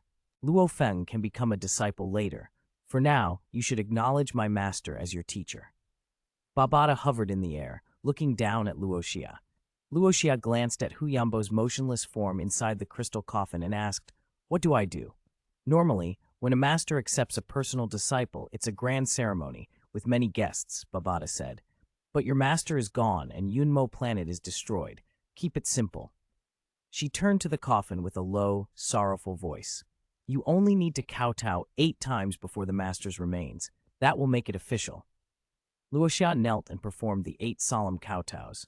Babada lifted her head proudly. "From today, you are the master's 5th personal disciple. Luo Xia, you made the right choice." She beamed with arrogant satisfaction. "Because of your choice, the whole earth will benefit. With my help, the demon Babada, your name, Luo Xia, will spread across the Milky Way, and even through the Black Dragon Mountain starfield. Countless humans will worship you. One word from you could decide the fate of a planetary civilization." Luo Xia couldn't help a short laugh. "What's the Black Dragon Mountain starfield?" Babada simplified the cosmic scale for him. A starfield is the domain that contains your Milky Way. One starfield usually holds between 1,000 and 20,000 star systems. Above that is the star sector, the largest unit commonly used. On average, a star sector contains about 10,000 starfields. She looked back at him. "Your Earth belongs to the Ganwu Great Star Sector, Black Dragon Mountain Starfield, Milky Way Galaxy. It's all far bigger than you need to worry about right now. Just know the names." Her expression turned earnest. "Right now, what matters is that you accept your master's legacy and cultivate properly. It's a pity. If you weren't from Earth, you could have reached the same heights as the master." Luo Xia raised an eyebrow. "You called me a miracle for Earthlings. Why do you say I'm not good enough?" "Because you are a miracle for Earthlings," Babada said. "That's exactly why it's tragic." She sighed. "Your brain's breadth and comprehension are the best I've ever seen, even better than the master's. But your Earthling body's aptitude and life potential are too poor. They limit your genius-level comprehension and mental power." She gave him a simple metaphor. "Think of your talent as an infinite ocean. Your body is a tiny mountain spring pool. Only a few drops from that ocean can be held. Do you understand?" Babada shook her head sadly. "Alas, Earthling aptitude is too weak. To attain major achievement, difficult, difficult, difficult." She stressed the last word 3 times. "With your comprehension and talent, you could become a world lord in about 50,000 years. But to become undying, the chances are almost 0. Luo Xia listened. He knew the hierarchy: planetary, astral, universe, territory lord, world lord, then undying, and beyond that divisions by personal strength. But he let Babada explain. When she spoke of Hu Yambo, her tone brightened. The master, she said, was an undying-level powerhouse among undyings. When she looked at Luo Xia, her face filled with regret. "For you, becoming undying is nearly impossible." He wondered, was it really impossible? In the original tale he remembered, characters like Hong and the Thunder God had eventually surpassed undying. One reached the true God realm, another became a universe lord, realms far beyond undying. He mulled this as Babada abruptly changed tone and smiled. "There is still a way," she said. "Possession." "Possession," Luo Xia echoed. "You must have noticed how some human-descended races evolve much faster. Give Earth 100,000, 200,000 years, and many more Earthlings would become martial artists, a natural evolutionary path. But elsewhere, some humans evolve in leaps." She named examples. Take the Manka star people. They're planetary at infancy, astral in childhood, universe in adolescence, and territory lords by adulthood. Can you imagine how much faster they cultivate compared to Earthlings? The Milky Way has over 210,000 inhabited planets, and producing even one universe-ranked powerhouse is rare. A Manka star person becomes a territory lord just by adulthood. Babada fixed Luo Xia with a look. "So if you want to reach undying, there's a method. Seize the physical body of a powerful bloodline." She gestured at the coffin. "See your master's original body? It was only a bit better than Earthlings. Later, by chance, he used a secret possession technique to take over the body of a Lonki youth. That sudden change in physique let him advance by leaps and bounds and eventually become an undying." The Lonki are another human-descended race. Their bloodline isn't as exceptional as Manka stars, but they rank among the top 30 of human types. A Lonki reaches universe rank by adulthood. Babata smiled. If you can possess a body with a strong enough bloodline, combined with your comprehension and talent, you'll definitely become undying, perhaps surpass it. Her praise was clear. She believed his comprehension ability was extraordinary. For Manka or Lonki people, reaching undying is extremely difficult. For Babata to claim Luo Xia could do it with only a better body shows how highly she regarded him. But Babata didn't know everything. She assumed the problem was purely the weak life genes of Earthlings, and that possession was the solution. Luo Xia, however, remembered that there are secret techniques in this universe that can safely enhance life genes. Possession, he knew, is one of the most dangerous options. You can only possess someone whose soul is weaker than yours. Attempt to possess someone stronger, and you risk annihilation. Chapter 92, Space Ring. What, you don't want to accept him as your master? Babata asked when he saw Luo Xia hesitate. Luo Xia smiled. It's not that I don't want to, it's just that this whole thing still feels distant. Babata, if I don't formally become his disciple, how long will it take me to reach astral rank? Universe rank? Babata's intelligent core ran calculations and replied, about 7 to 8 years to reach astral rank. As for universe rank, with your talent and comprehension, you're looking at 200 to 300 years. And territory lord rank would take over 3,000 years, world lord rank, roughly 50,000 years. He gave the estimates with the detached precision of a machine. 7 or 8 years to astral. Luo Xia thought it over. That matched his rough expectations. Of course, this assumed he didn't get the Yunmo planet legacy. If he did obtain that legacy, he was confident his comprehension ability could shorten the timetable significantly. Luo Xia, Babata said, turning serious, now that Master is gone, he can't teach you himself. I'll take his place and teach you. Luo Xia nodded. Babata puffed out his tiny chest. Don't worry, Master entrusted everything to me before he died. I'm an intelligent life form and have always followed him. All the lessons Master taught his personal disciples can be reproduced for you in video form. You have nothing to fear. Luo Xia listened, then Babata added, First, I'll give you a storage item. A silver light shot toward Luo Xia. He caught it and opened his hand to find a simple silver ring. Storage items come in many forms, rings, bracers, all sorts, Babata explained. He then pointed at the ring. But making a space ring is extremely difficult. It's a luxury item even in the universe. The material of this ring is special. It can merge with your skin. Luo Xia slid it onto a finger of his left hand. The ring flowed cold for a moment, then silently fused into his flesh. When he looked again, the ring seemed invisible. You'll need to infuse a trace of your mental power into it, so your mental imprint can merge with the ring, Babata instructed. Just this once. After that, it won't be necessary. Luo Xia concentrated and sent a thread of mental power into the ring. It reacted subtly, and soon he felt as if the ring and his finger were one. He could sense everything stored inside it without having to expend any more mental energy. The capacity was enormous. The space inside the ring is a cuboid, Babata said proudly. Using your Earth measurements, its length is 612 meters, width 521 meters, and height 108 meters, ignoring decimals. Babata watched Luo Xia expectantly, waiting for surprise. But Luo Xia had read too many web novels where the protagonist's space rings were planet-sized or infinitely large. To him, these numbers were just numbers. He nodded calmly. Hey, Babata stamped his little foot and bit his lip. Don't you understand how difficult it is to cut out a piece of universe space and bind it to an artifact? And such a large piece at that.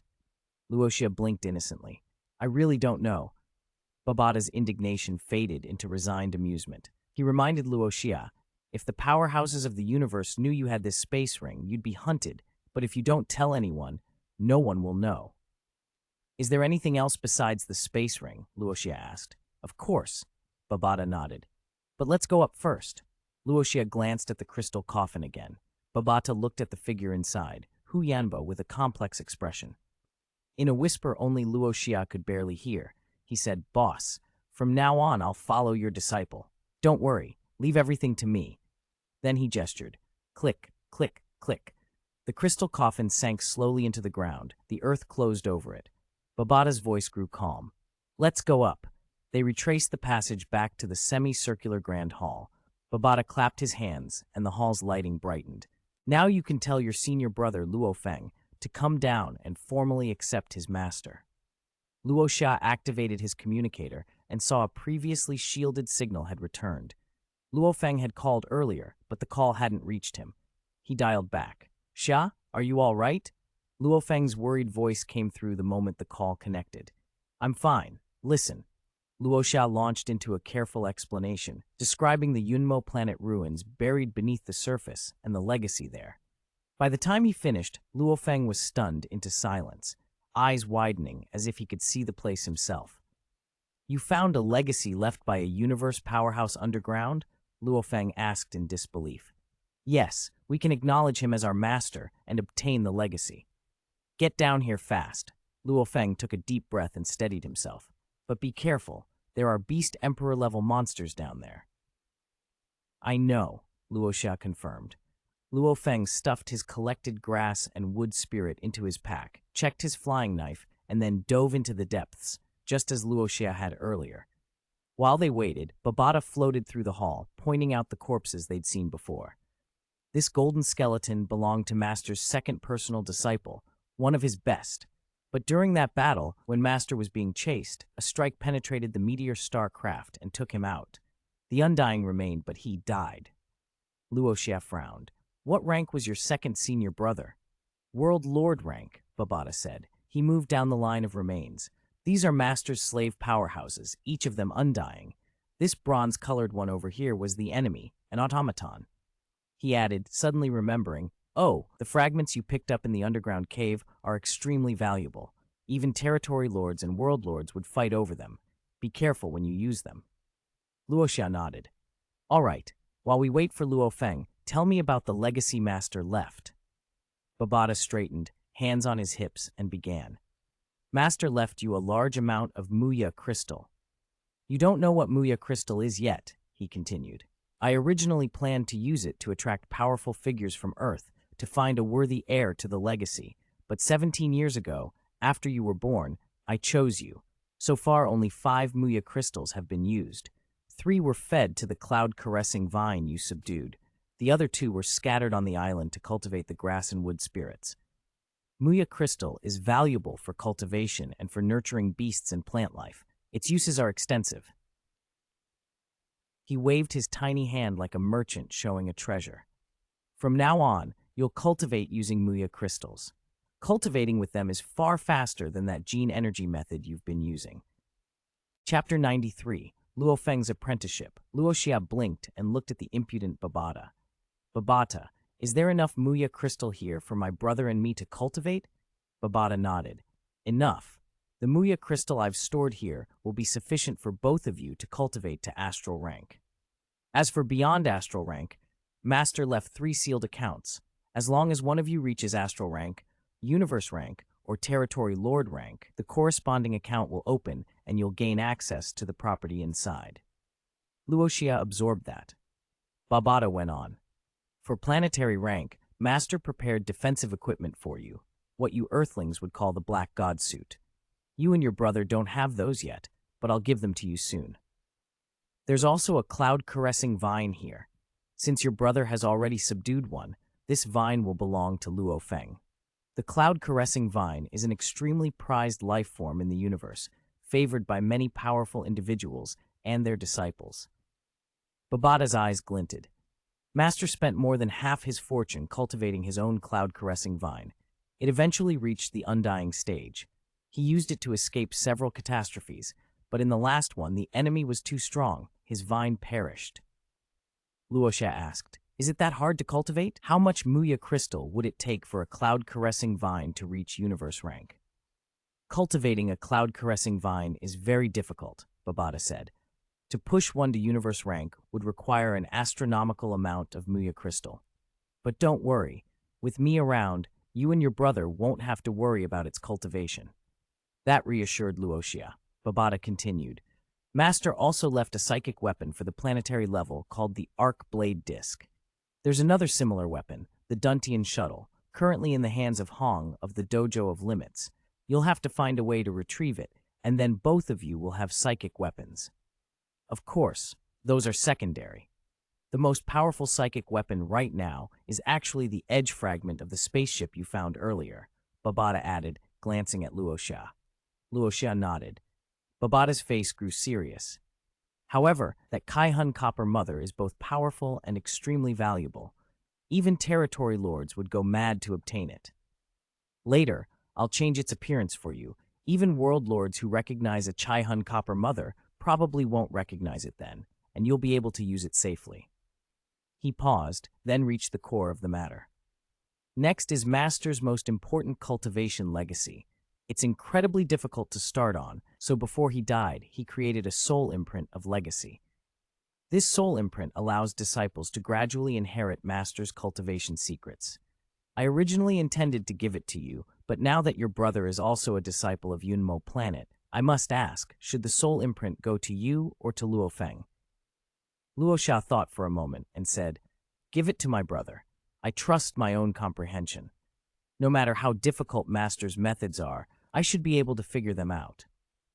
Babata smiled. He had always valued Luo Xia's extraordinary comprehension ability, the kind that let him independently grasp an eightfold force technique at the apprentice stage and achieve a top-tier domain at planetary rank. Very well, the soul imprint of legacy will be given to Luo Feng. All the cultivation methods within it are also recorded in my information database. I'll create a virtual space so both of you can enter and learn directly. At that moment, a dust-covered figure stepped in from the passage, Luo Feng. Luo Xia rushed over. "Brother, are you all right?" Luo Feng brushed the dust from his clothes and smiled wearily. "I'm fine. That beast emperor-level monster was tough. Around 3,600 meters down, its tentacles were after me. Luckily, I was in a rock and mud layer where they couldn't move well. I kept diving deeper and finally shook it off past 7,000 meters. Good you're safe." Luo Xia led Babata to him. "This is Babata, an intelligent life form from these ruins." "Hello, Babata," Luo Feng said. Babata folded his small arms and beamed. "Since you're here, come with me to formally acknowledge your master." "Okay." Luo Feng followed Babata down the passage. Luo Xia waited in the hall. It was a long time before they returned. The acknowledgement and Babata's explanations had taken a while. Back in the semicircular hall, Babata addressed Luo Feng. "First, you should subdue that cloud-caressing vine." Luo Feng saw the plant, a 2-meter vine that looked like a gourd. "What should I do?" "Water it with your blood," Babata replied. Luo Feng nodded and cut his wrist. He let his fresh blood drip onto the vine. As it drank, Babata waved a hand and a grape-like fruit materialized within the vine's coils. The vine absorbed the fruit, and streaks of blood-red electric light flowed through its young body. "What's that?" Luo Feng asked. "That's a precious fruit, Master, left specifically for a young cloud-caressing vine," Babata explained. "In value, it's even more precious than the fragment in Luo Xia's hand." Luo Feng remembered his brother's spaceship fragment and was surprised. "More valuable than that?" Babata nodded. "Just like a human infant needs mother's milk, a young vine's first nourishment is crucial. The fruit I gave it is extremely potent. The cloud-caressing vine will take a long time to digest it. You can put it away now." With a thought from Luo Feng, the vine contracted and merged beneath his skin. Babata looked pleased. This young cloud-caressing vine's first cultivation far surpasses most others. It's even better than Luo Xia's. I dare say few in the entire Black Dragon Mountain Empire are so fortunate. He looked at them earnestly. "Now that you've subdued the vine and the soul imprint of legacy has been placed within you, it will be fully absorbed in about 3 hours. Do you want to remain here or return to the surface?" Luo Feng blinked. "Soul imprint of legacy? I don't feel anything." "Master is undying," Babata said. "Of course the soul imprint he created would quietly merge into your soul without your notice." Luo Xia considered the time. "We came here on a death-defying venture. There's still plenty of time before the 29th. Why not stay and cultivate here for a while, then return to the coordinates on the 29th and head back to the training camp? It's safe here, 15,000 meters underground. Even a beast emperor-level monster can't reach this place," Luo Feng agreed. "Let's digest some of Yunmo Planet's legacy here first, then return to the surface." Chapter 94, Hu Yambo's Inheritance. These are your black god suits. Babata waved a small hand, and 2 sets of armor shimmered into existence in the hall. You Earthlings call them black god suits, but in the wider universe, they're known as force battle suits. She held the suits up for them to see. These are only Tier 1 suits, intended for use at the planetary level. There are Tier 2, Tier 3, Tier 4. The higher the tier, the stronger the suit's defense. Luo Xia and Luo Feng put the suits on. The armor flowed over their skin like a second epidermis, drawing a little blood to bind perfectly to their bodies. It took the shape their minds desired and could be hidden beneath the skin when not needed. At planetary level, the Black God suit was incredibly tough. Earthly Beast King-class monsters couldn't tear it, and it could reduce incoming damage by as much as 90%. Babata warned, though, that against astral rank foes and above, it wouldn't be that effective. You can fuse the Black God suit with the Cloud-Caressing Vine, she added. The two together greatly enhance defensive power. With that combination, even Beast Emperors won't be able to tear your armor. Wearing the fused armor changed their appearances. On Luo Xia, the suit took on a blackish-purple sheen, sleek, sci-fi, and ominous, as if he wore a piece of the dark void itself. Luo Feng's suit reflected his still immature cloud-caressing vine, and because the suit shapes to the wearer's thoughts, it looked different, darker red, restrained, and composed. The spatial ring's already been given to Luo Xia. This one is for you. Babata flipped her hand, and a black wristband appeared in her palm. This type of wristband is common in the universe. Inside the left one is a crystal core.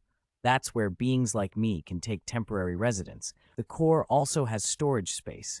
I've stocked it with Muya crystals and arc blade discs. Luo Feng slipped the wristband on. Then, with a soft smile, Babata shimmered and popped like a soap bubble, disappearing. Babata? Luo Feng called to the left wristband.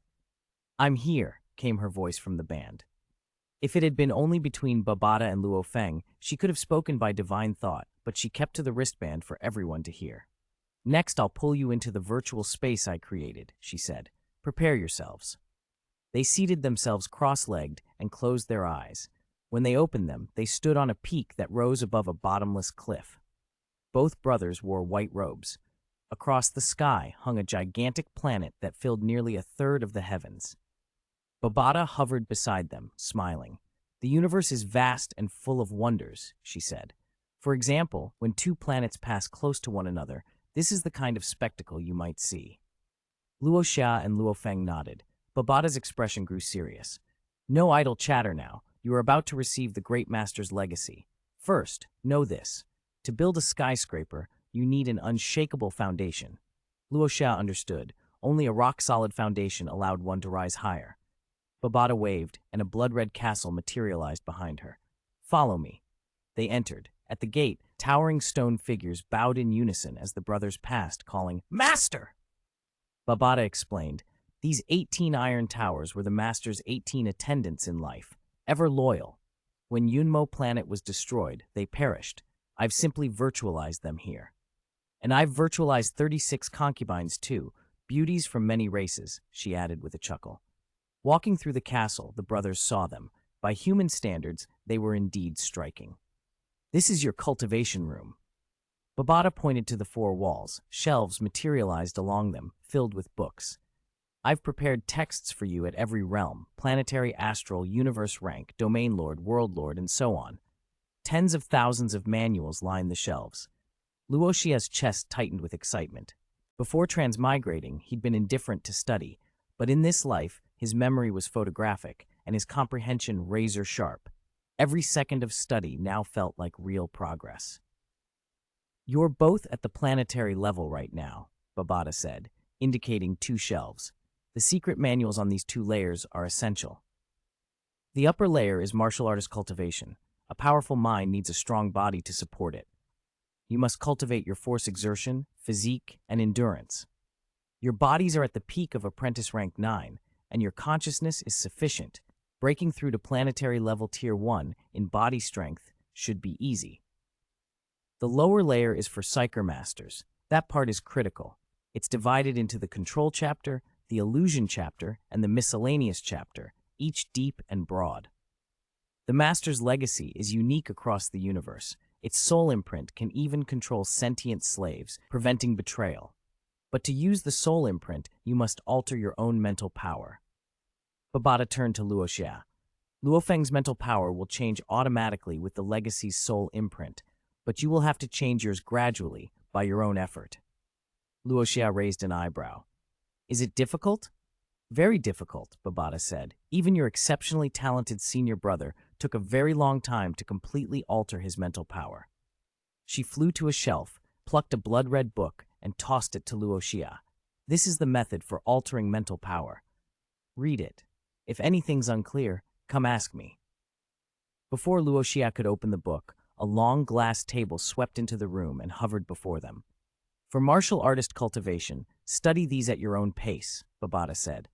Manuals suited to each brother floated onto the table. I'm telling you, do not neglect martial artist training just because you're psyker masters. She leaned in. A wooden barrel holds only as much as its shortest plank. Your martial cultivation cannot lag behind. She scrutinized them.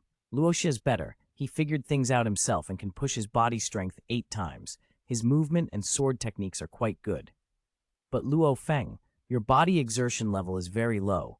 Your saber and movement techniques are still at the basics. Luo Feng protested weakly. My saber is at the specialized rank, and my movement technique has reached the perfect rank. Babata huffed. That's how you describe it as an earthling. In the universe, your saber and movement are still at the most basic level. Pointing at him, she said, especially your body exertion. It's only 5. On Yunmo planet, the average for apprentice rank 9 was exertion at 10 times. Luo Feng gave a wry smile and nudged his brother. Now I see how the students in your class felt. So this is how teachers see underachievers and top students. Luo Xia laughed. All right, Babata. Maybe my senior brother didn't have a good teacher before, but with you guiding him, he'll improve fast. Babata puffed up with pride. Of course I will. I'm Babata. Now, both of you, read and study. If you have questions, come and ask me. In the days that followed, Luo Xia and his senior brother Luo Feng spent all their time cultivating inside Babata's virtual space. Luo Xia focused first on converting his mental power, so he began with the blood-red book. The process was fiddly, but he moved through it with uncanny speed. Where others, Babata included, measured the time needed in decades or even centuries, Luo Xia finished in 3 days. Babata almost dropped her jaw in shock. She remembered how their second senior brother had taken over 100 years to complete the same change. 3 days was absurdly fast. It wasn't luck. Luo Xia's reborn soul and prodigious comprehension made the work that would normally be slow and painstaking seem trivial. Once he found the key, he could accelerate to mastery. After the mental power turned blood-red, Luo Xia plunged into the martial artist cultivation manuals. Although the Yunmo planet legacy emphasized psyker masters, its martial artist techniques were far more advanced than Earth's. From those manuals, Luo Xia quickly extrapolated the later stages of his sword art. The 3rd stage multiplied force by 16 times, the 4th by 32, the 5th by 64. He could only deduce up to the 5th stage for now. The 6th would likely reach 128 times, but the primordial universe imposed a hard cap. Body amplitude could not exceed 100-fold without being suppressed by cosmic law. Reaching 64 times was already the limit of power for his current realm. By study and comprehension, he had already internalized the 3rd stage, a 16-fold body amplitude. Babata told him that at the planetary level, that multiplier alone placed someone among the best in the universe. Luo Xia didn't neglect his mental power cultivation. He worked through the 9 basic techniques of the control chapter: condense, disperse, sharpen, toughen, soften, harden, dance, illusion, and merge, and mastered them all in less than a month. Before studying the control chapter, he could only disperse 25 strands of mental power at full strength. Afterward, he could control 39 fully empowered strands. In other words, his mental power amplitude had reached 39-fold, far greater than his physical amplitude. That was the product of his reborn, exceptionally strong soul. As Babata had said, the rebirth made him, in many ways, a born psyker master. The miscellaneous chapter held the greediest part of his attention. It contained the essence of the Yunmo planet legacy and techniques like soul imprint, the method Hu Yanbo had used to enslave minds. Luo Xia spent more than half his study time on that single entry. But the version he had was basic. Babata had withheld the deeper layers. Babata, where's the rest of soul imprint? Luo Xia asked, closing the manuscript and addressing the virtual avatar who had been playing a game nearby. He'd always found it odd that a sentient being like Babata enjoyed games. Babata started mid-sentence. The subsequent content is in, wait, you've already met all the requirements in Soul Imprint Volume 1? She stared at him, astonished. Yes, Luo Xia said. Babata blinked. I'd already overestimated your talent, but your comprehension is even more abnormal than I thought. I figured it would take you a year or two. Luo Xia grinned. Is it that hard? Babata glanced toward Luo Feng, who was still engrossed in the condensed technique from the control chapter nearby, and smiled. You'll have to ask your senior brother that. Luo Feng looked up, slightly dazed from concentration. Ask me what? Nothing. Continue reading. Luo Xia cut in with a dry chuckle. He respected his older brother and wouldn't tease him too much. Babata, give me Volume 2 of Soul Imprint. Babata laughed softly. Tomorrow is the 29th. You two should leave here first, otherwise the others will think something happened to you. It's already the 28th? Luo Xia exclaimed. Luo Feng finally stepped out of his study trance and nodded. We should go. We can keep studying back home. All right, we'll continue later, Luo Xia agreed, though he still felt restless. Those 20-plus days of constant, intense study had kept his mind sharp, like a gentle, continuous massage, and he enjoyed the feeling. They exited the virtual space and returned to the semicircular ceremonial hall. Babata's avatar materialized beside them and, for a moment, watched the corpses lying in the chamber with a hint of sadness. Then she addressed them. Before you leave, raise your body strength to planetary level 1. Your physical strength, consciousness, and spirit are already sufficient. You can take the planetary leap in a few breaths. In the real world, the two brothers had been cultivating with Muya crystals. Under the crystal's influence, their bodies had already reached the peak of advanced God of War. The breakthrough to planetary level was only a matter of will. They nodded and began.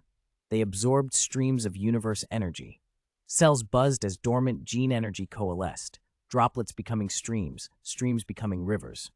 Hot energy pooled into their dantians. Boom! Something like a microcosmic Big Bang occurred in each dantian. The nascent dantians burst into being. The gathered gene energy spun faster and faster, expanding and contracting. With each cycle, the core grew more compact and intense. Luo Xia had experienced a planetary breakthrough before, so he moved faster than Luo Feng. His body trembled, and a tiny planet formed in his dantian, cyan in color, made of countless hexagonal crystals fused into a spherical, rotating mass that emitted strange fluctuations. Gene energy, Luo Xia breathed, feeling a filament of cyan energy surge out of his dantian and flood his body. Crackling sensations raced through every limb and organ. The transformation was more extreme than when his mental power had reached the planetary level. Under the effect of the gene energy, he felt his body remade, sharper, purer, reborn. The intense metamorphosis took a long time to settle. I can sense currents and wind pressure everywhere without special perception, he mused as his awareness cleared. So my gene energy is wind attribute. On the other side, Luo Feng's breakthrough completed as well. When the dust settled, Luo Xia found that both his mental power and martial artist realm had reached the planetary level. Luo Feng lagged a little. His physical body had become planetary, but his mental power remained at the peak of advanced God of War. Let me see what abilities you two have awakened, Babata said, scanning their new forms. Planetary martial artists commonly gain unique awakenings. The flame controllers of the HR Alliance, FAR, and the ice specialists of the Dojo of Limits, Ice Mountain, were examples. Wow, Luo Feng actually awakened the Vajra body, Babata exclaimed, delighted. Luo Feng looked confused. Babata, what is the Vajra body? In the universe, every martial artist who reaches the planetary level will awaken a special ability, Babata began, explaining patiently. These abilities fall into 8 major attributes: metal, wood, water, fire, earth, wind, lightning, and light. You, Luo Feng, have a metal-attributed ability, the Vajra body. It's fairly rare, she continued when he still looked puzzled. Because people's physique and soul differ, the universe energy they absorb converts into different gene energy. That gene energy gives rise to those abilities, and it's divided into the same 8 attributes. She tapped the air with a finger. Within each attribute, there are different specific abilities. Even when 2 people have the same ability, it will vary slightly between them. For example, everyone with fire can control flames, but the heat and intensity each person achieves differ. Some can generate scorching infernos, others only mild embers. Luo Feng finally understood where planetary-level powers came from. "So what exactly does the Vajra body do?" he asked. The ability was still new to him. "It makes your bones and muscles much stronger than a normal martial artist's at the same level," Babata said. "Stronger bones and muscles mean greater strength in combat. It significantly raises your defensive capability. Once your gene energy fuses into your flesh, your skin and muscles will take on an almost impervious quality." Luo Feng concentrated and activated the gene energy. A faint metallic sheen shivered across his skin, giving him the look of a war god.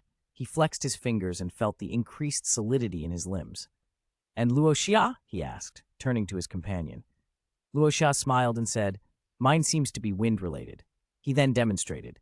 In an instant, he vanished from where he stood and reappeared at the far end of the hall, so fast it looked like teleportation. "Divine Wind Leg," Babata cried, delighted. "Your ability is the wind-attributed Divine Wind Leg." "Divine Wind Leg?" Luo Xia blinked, surprised at the name. "Yes," Babata said. "It's a rare wind ability that massively boosts your speed. It's a perfect match for your Godspeed domain." Luo Xia considered it and nodded. His Godspeed domain already enhanced his movement and neural response. The Divine Wind Leg would raise his speed even further. With both working together, he could probably claim to be the fastest man on Earth, and nobody would be likely to argue. Later, they stood in the wrecked Meteor Star spaceship, deep underground, over 15,000 meters beneath the surface. Luo Xia and Luo Feng had rested and taken stock of what they'd gained. Babata looked over the corpses scattered through the hall and said, "These corpses are priceless. The bodies of undying-level powerhouses can drive World Lord-level fighters mad with desire." "But," she added, eyeing the 2 of them, "you're far too weak now to take them. Trying to move those corpses would be suicide. Leave them here for the time being. We'll decide later." Luo Xia and Luo Feng nodded in agreement. Babata regarded them for a moment. "Your senior brother's body is valuable too, but he's family. When you leave Earth, or find the chance, either cast his remains out into space or bury them in a secret place." Luo Xia smiled faintly. "Let his remains stay here for now. Maybe someday we'll be able to revive him." Babata's expression hardened. "To revive your master or senior brother, you'll need to reach at least the Universe Lord level. That's countless times stronger than your master was, a legendary level. First, you 2 should figure out how to become undying. Only then can you talk about resurrection." They all laughed, which eased the mood. The 3 of them, Luo Xia, Luo Feng, and the intelligent life form, left the spaceship and emerged at the entrance. Babata looked up at the battered hull of the meteor star and said, "This ship is too damaged to fly. Repairs would be difficult, beyond the capability of the Silver Blue Empire. Maybe the Black Dragon Mountain Empire could fix it." Luo Feng and Luo Xia listened. Babata, as an intelligent life form, had her own exclusive storage space, vast, far larger than anything Luo Feng and Luo Xia possessed. She waved her hand and drew the entire meteor star into that storage. The moment it vanished, a great void yawned where the ship had been, and tons of rock and soil began to collapse inward. Luo Feng and Luo Xia activated their mental power and held the falling debris at bay. Their flying daggers spun into formation, blades cutting the earth above them, carving a conical tunnel upward. 10,000 meters, 9,000, 8,000. At about 3,500 meters depth, they ran into the tentacles of a beast emperor-level monster. But the 2 of them were no longer the weak novices they had been. The flying daggers whirred like saws, shredding the tentacles apart with ease. The monster roared in fury, but Luo Xia and Luo Feng pushed through until they broke free into sunlight and open air. "It's good to see the sun again," Luo Xia breathed as warm light bathed them and fresh air rushed over their faces. Luo Feng glanced at his communication watch. It's 4:38 p.m. We should reach the coordinates we recorded before tomorrow. Have you finished collecting the grass and wood spirits on this island? Luo Xia asked. I'm done, Luo Feng replied. I found 101 grass and wood spirits. I consumed one, the willow heart, so there are 100 left. Luo Xia frowned thoughtfully. We can't use those here, but we can take them to the Martial Arts Academy and trade them with the head curator for materials. Babata chimed in. And don't forget the mental power weapon, the Duntian shuttle, is with Hong. Make sure you ask him about it. Luo Feng rubbed his chin. These grass and wood spirits can improve physique. Maybe we could use some for Mom and Dad, and for Ahua. Babata nodded. They can use them, yes, but your parents' physiques are weaker. They can only handle lower potency grass and wood spirits. Then we'll save some low-effect ones for Mom and Dad, Luo Feng said with a smile, and take the rest to the academy to exchange for treasures. Chapter 97. Forget about my senior brother.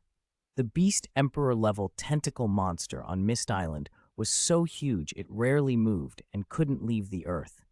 That was why Luo Xia and Luo Feng were untouched when they returned to the surface. After confirming they'd gathered all the grass and wood spirits on the island, they shot out and headed for the coordinates they had marked before. Their speed was incredible now. Luo Xia's awakening was wind elemental, and when he flew, he felt no drag at all. If he wanted to, he could accelerate and leave his senior brother far behind. They weren't in a hurry to get back. To cover their tracks, they hunted along the way, picking off Lord-level monsters they ran into: Vajra apes, jade-scale poison pythons, crazy kangaroos, steel-horned giant deer, and mid-Lord-level prey like silver-scale electric snakes, red-eyed horned horses, and red-haired giant rabbits. Now that both brothers were planetary-level and psyker masters, those encounters were easy. Only beast emperor-level creatures could really threaten them. They killed and flew until their packs bulged, nearly unable to hold any more. When they reached the wilderness coordinates, there were already many training camp disciples gathered. A bright voice called, Luo Feng, Luo Xia. They turned and saw senior sister Zhao Ruo of Jiangnan Pavilion. She was usually lively and warm.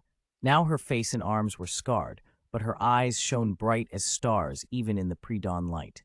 Senior sister, Luo Xia called, and the two brothers walked over. Beside Zhao Ruo stood senior brother Shi Jiang and a few others. Shi Jiang too was scarred and his combat suit was torn, proof of the bitter fights he'd endured in more than 20 days of life and death trials. Senior brother Shi Jiang, the brothers greeted together. Shi Jiang nodded and scanned them. Their suits were largely intact, and they carried no serious wounds. He couldn't help but admire them inwardly. No wonder they were ranked first and second in the training camp. As the sixth-ranked disciple, he had come dangerously close to death several times during the same period. At that moment, Jeanette appeared, walking over in a snug combat suit that highlighted her youthful poise. "Jeanette!" Zhao Ruo exclaimed and stepped forward to embrace her. As fellow disciples under Zhang Fang, they were close. "It's good to see you again, Ruo," Jeanette said, her voice thick with feeling. This training expedition wasn't a game. Many who had gone on these missions never returned. There were plenty of permanent graves on that continent. The two women's reunion was touching, but the air around them was heavy with grief and relief. Luo Xia couldn't help himself and tried to break the tension. "I think I need a warm hug too," he said. Shi Jiang, who rarely smiled, offered dryly, "I can hug you." Luo Xia eyed him and backed away with a grin. "No thanks, I'm afraid I'd get crushed by your chest muscles." Shi Jiang was left speechless. Zhao Ruo and Jeanette burst into laughter. Shi Jiang turned to Luo Feng. "How was your haul?" he asked more seriously, leaving Luo Xia to joke. Luo Feng only shrugged. He couldn't talk about everything, how he'd obtained the legacy of an extraterrestrial powerhouse and had broken through to planetary level in one blow, so he kept it simple. "Not bad. Killed a lot of monsters." Shi Jiang shook his head. "I'm not asking about materials. For a martial artist, the most important harvest is how much stronger you've become." He hesitated, then said, "I'm planning to prepare for graduation when we return to camp." "Graduating?" Zhao Ruo looked surprised. Shi Jiang had arrived earlier than some and already reached the God of War rank, but he'd stayed in the camp because of cultivation resources. Now he really was going to leave. Shi Jiang smiled. Yes, I'll start getting ready after we get back. His strength had stalled at a bottleneck. Staying in the training camp wasn't doing him any favors. Graduation, he explained, was simple. Hunt 2 Lord-level monsters, and you were automatically promoted to God of War and graduated from the camp. For Shijiang, high Lord-level monsters would be tough solo, but with preparation even mid- or low Lord-level targets were doable. I'm planning to graduate too, Luo Xia said. Jeanette's eyebrows rose. You're graduating, but you've only been here a few months. Zhao Ruo put her hands on her hips. That's not surprising. When he first entered the camp, he reached the 6th floor of the trial tower in one go, same as Lord Hong. She smiled at Luo Xia. Teacher Jiang Fang said you'd one day reach Lord Hong's rank, so I'm not surprised you're ready to graduate. Jeanette nodded. After graduation, will you be assigned as a patrol envoy for the Dojo of Limits? Zhao Ruo answered. Yes, your trial tower rank is already 6. That exceeds the Disciple Handbook's requirements. Luo Xia nodded. Lord Hong and I discussed it already. That's great, Zhao Ruo said, beaming. From now on, we'll have to call you Patrol Envoy. Luo Feng asked Shijiang, what about you? What will you do after graduation? Shijiang smiled. I promised senior brother Chu Qiang I'd return to China. Zhao Ruo sighed, remembering when the two brothers had first arrived at Jiangnan Pavilion a few months ago. Now they were leaving. When senior brother Shijiang goes, I'll probably be the only one left at Jiangnan Pavilion, she said wistfully. They chatted, laughed, and talked about their plans for the future as the darkness thinned. The morning sun broke over the horizon, flooding the world with light and sweeping away the last traces of pre-dawn. The landscape brightened. It's beautiful, Luo Xia murmured, watching the sunrise, feeling the simple warmth of a new day. Chapter 98, Graduation. At 10 in the morning, a roar split the sky. An airplane cast a great shadow as it descended against the gusting wind and set down on the flat of the wasteland. The students erupted. The plane's here! Finally, we can go back to the training camp. I'm going straight to take a proper bath. I'm going to eat until I burst. Relief and excitement poured out after more than 20 days of strain and constant tension. The war god instructors from the training camp hadn't accompanied them. The dangerous part of the exercise was considered the students' responsibility, but the Dojo of Limits still assigned several veteran war gods to escort the flight and ensure its safety. Luo Xia and the others boarded in turn. Once seated, Zhao Ruo and Shijiang leaned back and looked like they had no intention of moving. Babada, I want to enter the virtual space and cultivate. Luo Xia whispered through their telepathic link so nobody else would notice. All right, is Luo Feng coming? Babada asked. Luo Feng, sitting nearby, gave a quick nod. I'll go. Compared with the exhausted bulk of students, the two brothers looked surprisingly refreshed. They'd spent more than 20 days cultivating underground with relatively little fighting, and it showed. Babada snapped his fingers. To everyone else, it'll look like you're asleep, he said with a smile. Luo Feng and Luo Xia closed their eyes and slipped into the virtual space. Shijiang and Zhao Ruo, exhausted, actually did drop into real sleep. The plane lifted off, the engines buzzing, carrying the 168 returning students back toward Hongning Base City. By mid-afternoon, the aircraft touched down at Hongning's airport. Ugh! Zhao Ruo stretched as they got off, sighing with relief. Finally back. I really want a bath. Shijiang laughed. You can. Hand your monster materials to the procurement manager at the airport and they'll transfer the money straight to your account. You can go home right after. Is that allowed? Luo Xia asked. Why wouldn't it be? Shijiang replied. We're students from the elite training camp. No one would dare cheat us. And those procurement officers at this airport are basically sent by the Dojo of Limits, people who wouldn't scam future war gods. Luo Xia brightened. A successful training camp graduation meant becoming a war god, a modest title in the universe, but an exceptional achievement on Earth. No normal procurement agent would risk crosswise with someone destined for that rank. Should we give our materials to them too? Luo Xia asked his brother. Luo Feng nodded. Yeah. So the two brothers, along with Shijiang and Zhao Ruo, handed 4 heavy backpacks to the airport acquisition personnel without fuss and went back to Jiangnan Pavilion. After a hot bath, a message pinged on their comm watches. The monster materials they'd turned in had netted over 600 million credits and pushed their contribution points up to 4-star status. If they'd sold the hall to the HR Alliance, they could have fetched at least 800 million, but the Dojo of Limits purchases granted contribution points, and the brothers weren't strapped for cash, so they accepted the dojo's terms. Lord-level monsters really pay off, Luo Xia said, still in awe. For them, that kind of money would previously have taken years of hunting beast general class prey. Luo Feng, freshly changed into casual clothes and having just ended a call with Xu Xin, smiled. They're worth it, but they're hard to catch. Ordinary war gods couldn't hunt so many lord-level monsters. Those creatures are fast and smart. If they can't win, they run. Only psyker masters like us can keep pace. Luo Xia nodded. They were lucky and skilled. Among their kills had been 4 advanced lord-level monsters. If the dojo confirmed that the brothers had personally slain them, the title of Advanced God of War would be theirs, and they could graduate from the training camp. The next morning, they went to Jiang Fang's courtyard. The female war god, graceful and imposing, smiled when she saw her 2 disciples. "I'm so glad you've come back safe. Rest for 2 days, then return for training." Luo Xia and Luo Feng exchanged a look. "Teacher, we want to graduate from the training camp." Jiang Fang's eyes widened, then softened. "Graduate?" She considered them for a moment and then nodded. "With your strength, yes, you can graduate." Emotion flickered across her face. In all her years teaching, these 2 had been her best students. Luo Xia's comprehension and adaptability were extraordinary. She often found herself inspired by his insights, as if the student taught the teacher. Jiang Fang admitted to herself that teaching Luo Xia had improved her own skills. She grew a little misty-eyed and said, "After you graduate, we'll see each other less. Work hard and strive to reach the end of the martial Tao." "I'll come back to see you," Luo Xia promised. They parted with warm, slightly reluctant farewells. After visiting Jiang Fang, they returned to Jiangnan Pavilion to meet Hong and finalize the necessary procedures. They'd already called the previous night.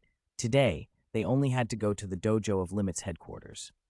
Before they could leave, 3 men in uniform appeared carrying 2 consciousness-sensing helmets. "War God Luo Feng, War God Luo Xia," one announced. "Welcome to the War God Palace. These consciousness-sensing helmets are issued to you free of charge. With them, you can enter the virtual space from anywhere on Earth." The brothers exchanged surprised looks. During the night, when their advanced God of War rating had been finalized, the dojo's acquisition manager had applied on their behalf to the War God Palace Council.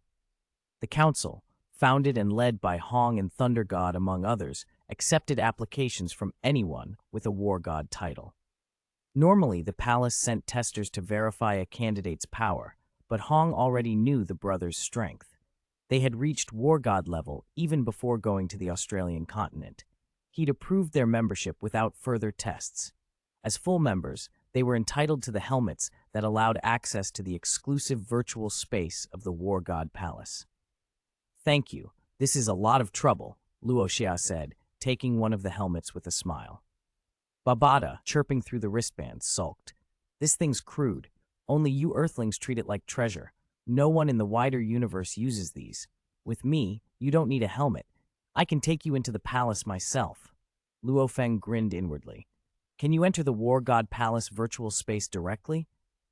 "Of course. I'm an intelligent life form," Babada boasted. "Your War God Palace is run by an intelligent mainframe, but its virtual space is no wonder compared to mine." As they joked, one of the uniformed men asked, "Are you heading to the Dojo of Limits headquarters now?" Luo Xia nodded. "Yes. We were told to bring you back when you're ready," the bald man explained. It was Hong's arrangement, escorts waiting to take them to headquarters. No need to call a car. Luo Xia and Luo Feng shared a look and climbed into the waiting vehicle, helmets in hand, toward the next step of their new lives as advanced gods of war. Luo Xia, a backpack of botanical spirit herbs on his back, followed his brother Luo Feng as they were led to a waiting car. 20 minutes later, the vehicle stopped. "War God Luo Feng, War God Luo Xia, we've arrived at headquarters," a bald Chinese man said as the brothers climbed out. When they stepped down, a colossal starship loomed before them, tens of thousands of meters long, its hull stretching beyond sight. Troops stood at attention around it, lending the scene a rigid, military air. Luo Feng stared up at the ship and could not help asking the tiny device embedded in his wrist guard, "Babata, is this ship real?" Babata's voice chimed in the guard. "It's real.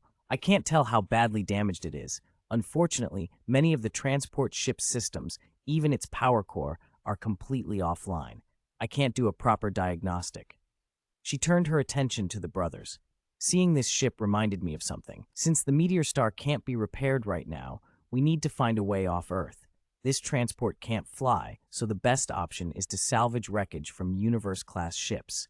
If there's enough wreckage, I can assemble a small Universe-class vessel." "Assemble a spaceship?" Luo Feng echoed, surprised. "Yes, otherwise how would we leave Earth? You don't want to be stranded here forever, do you?"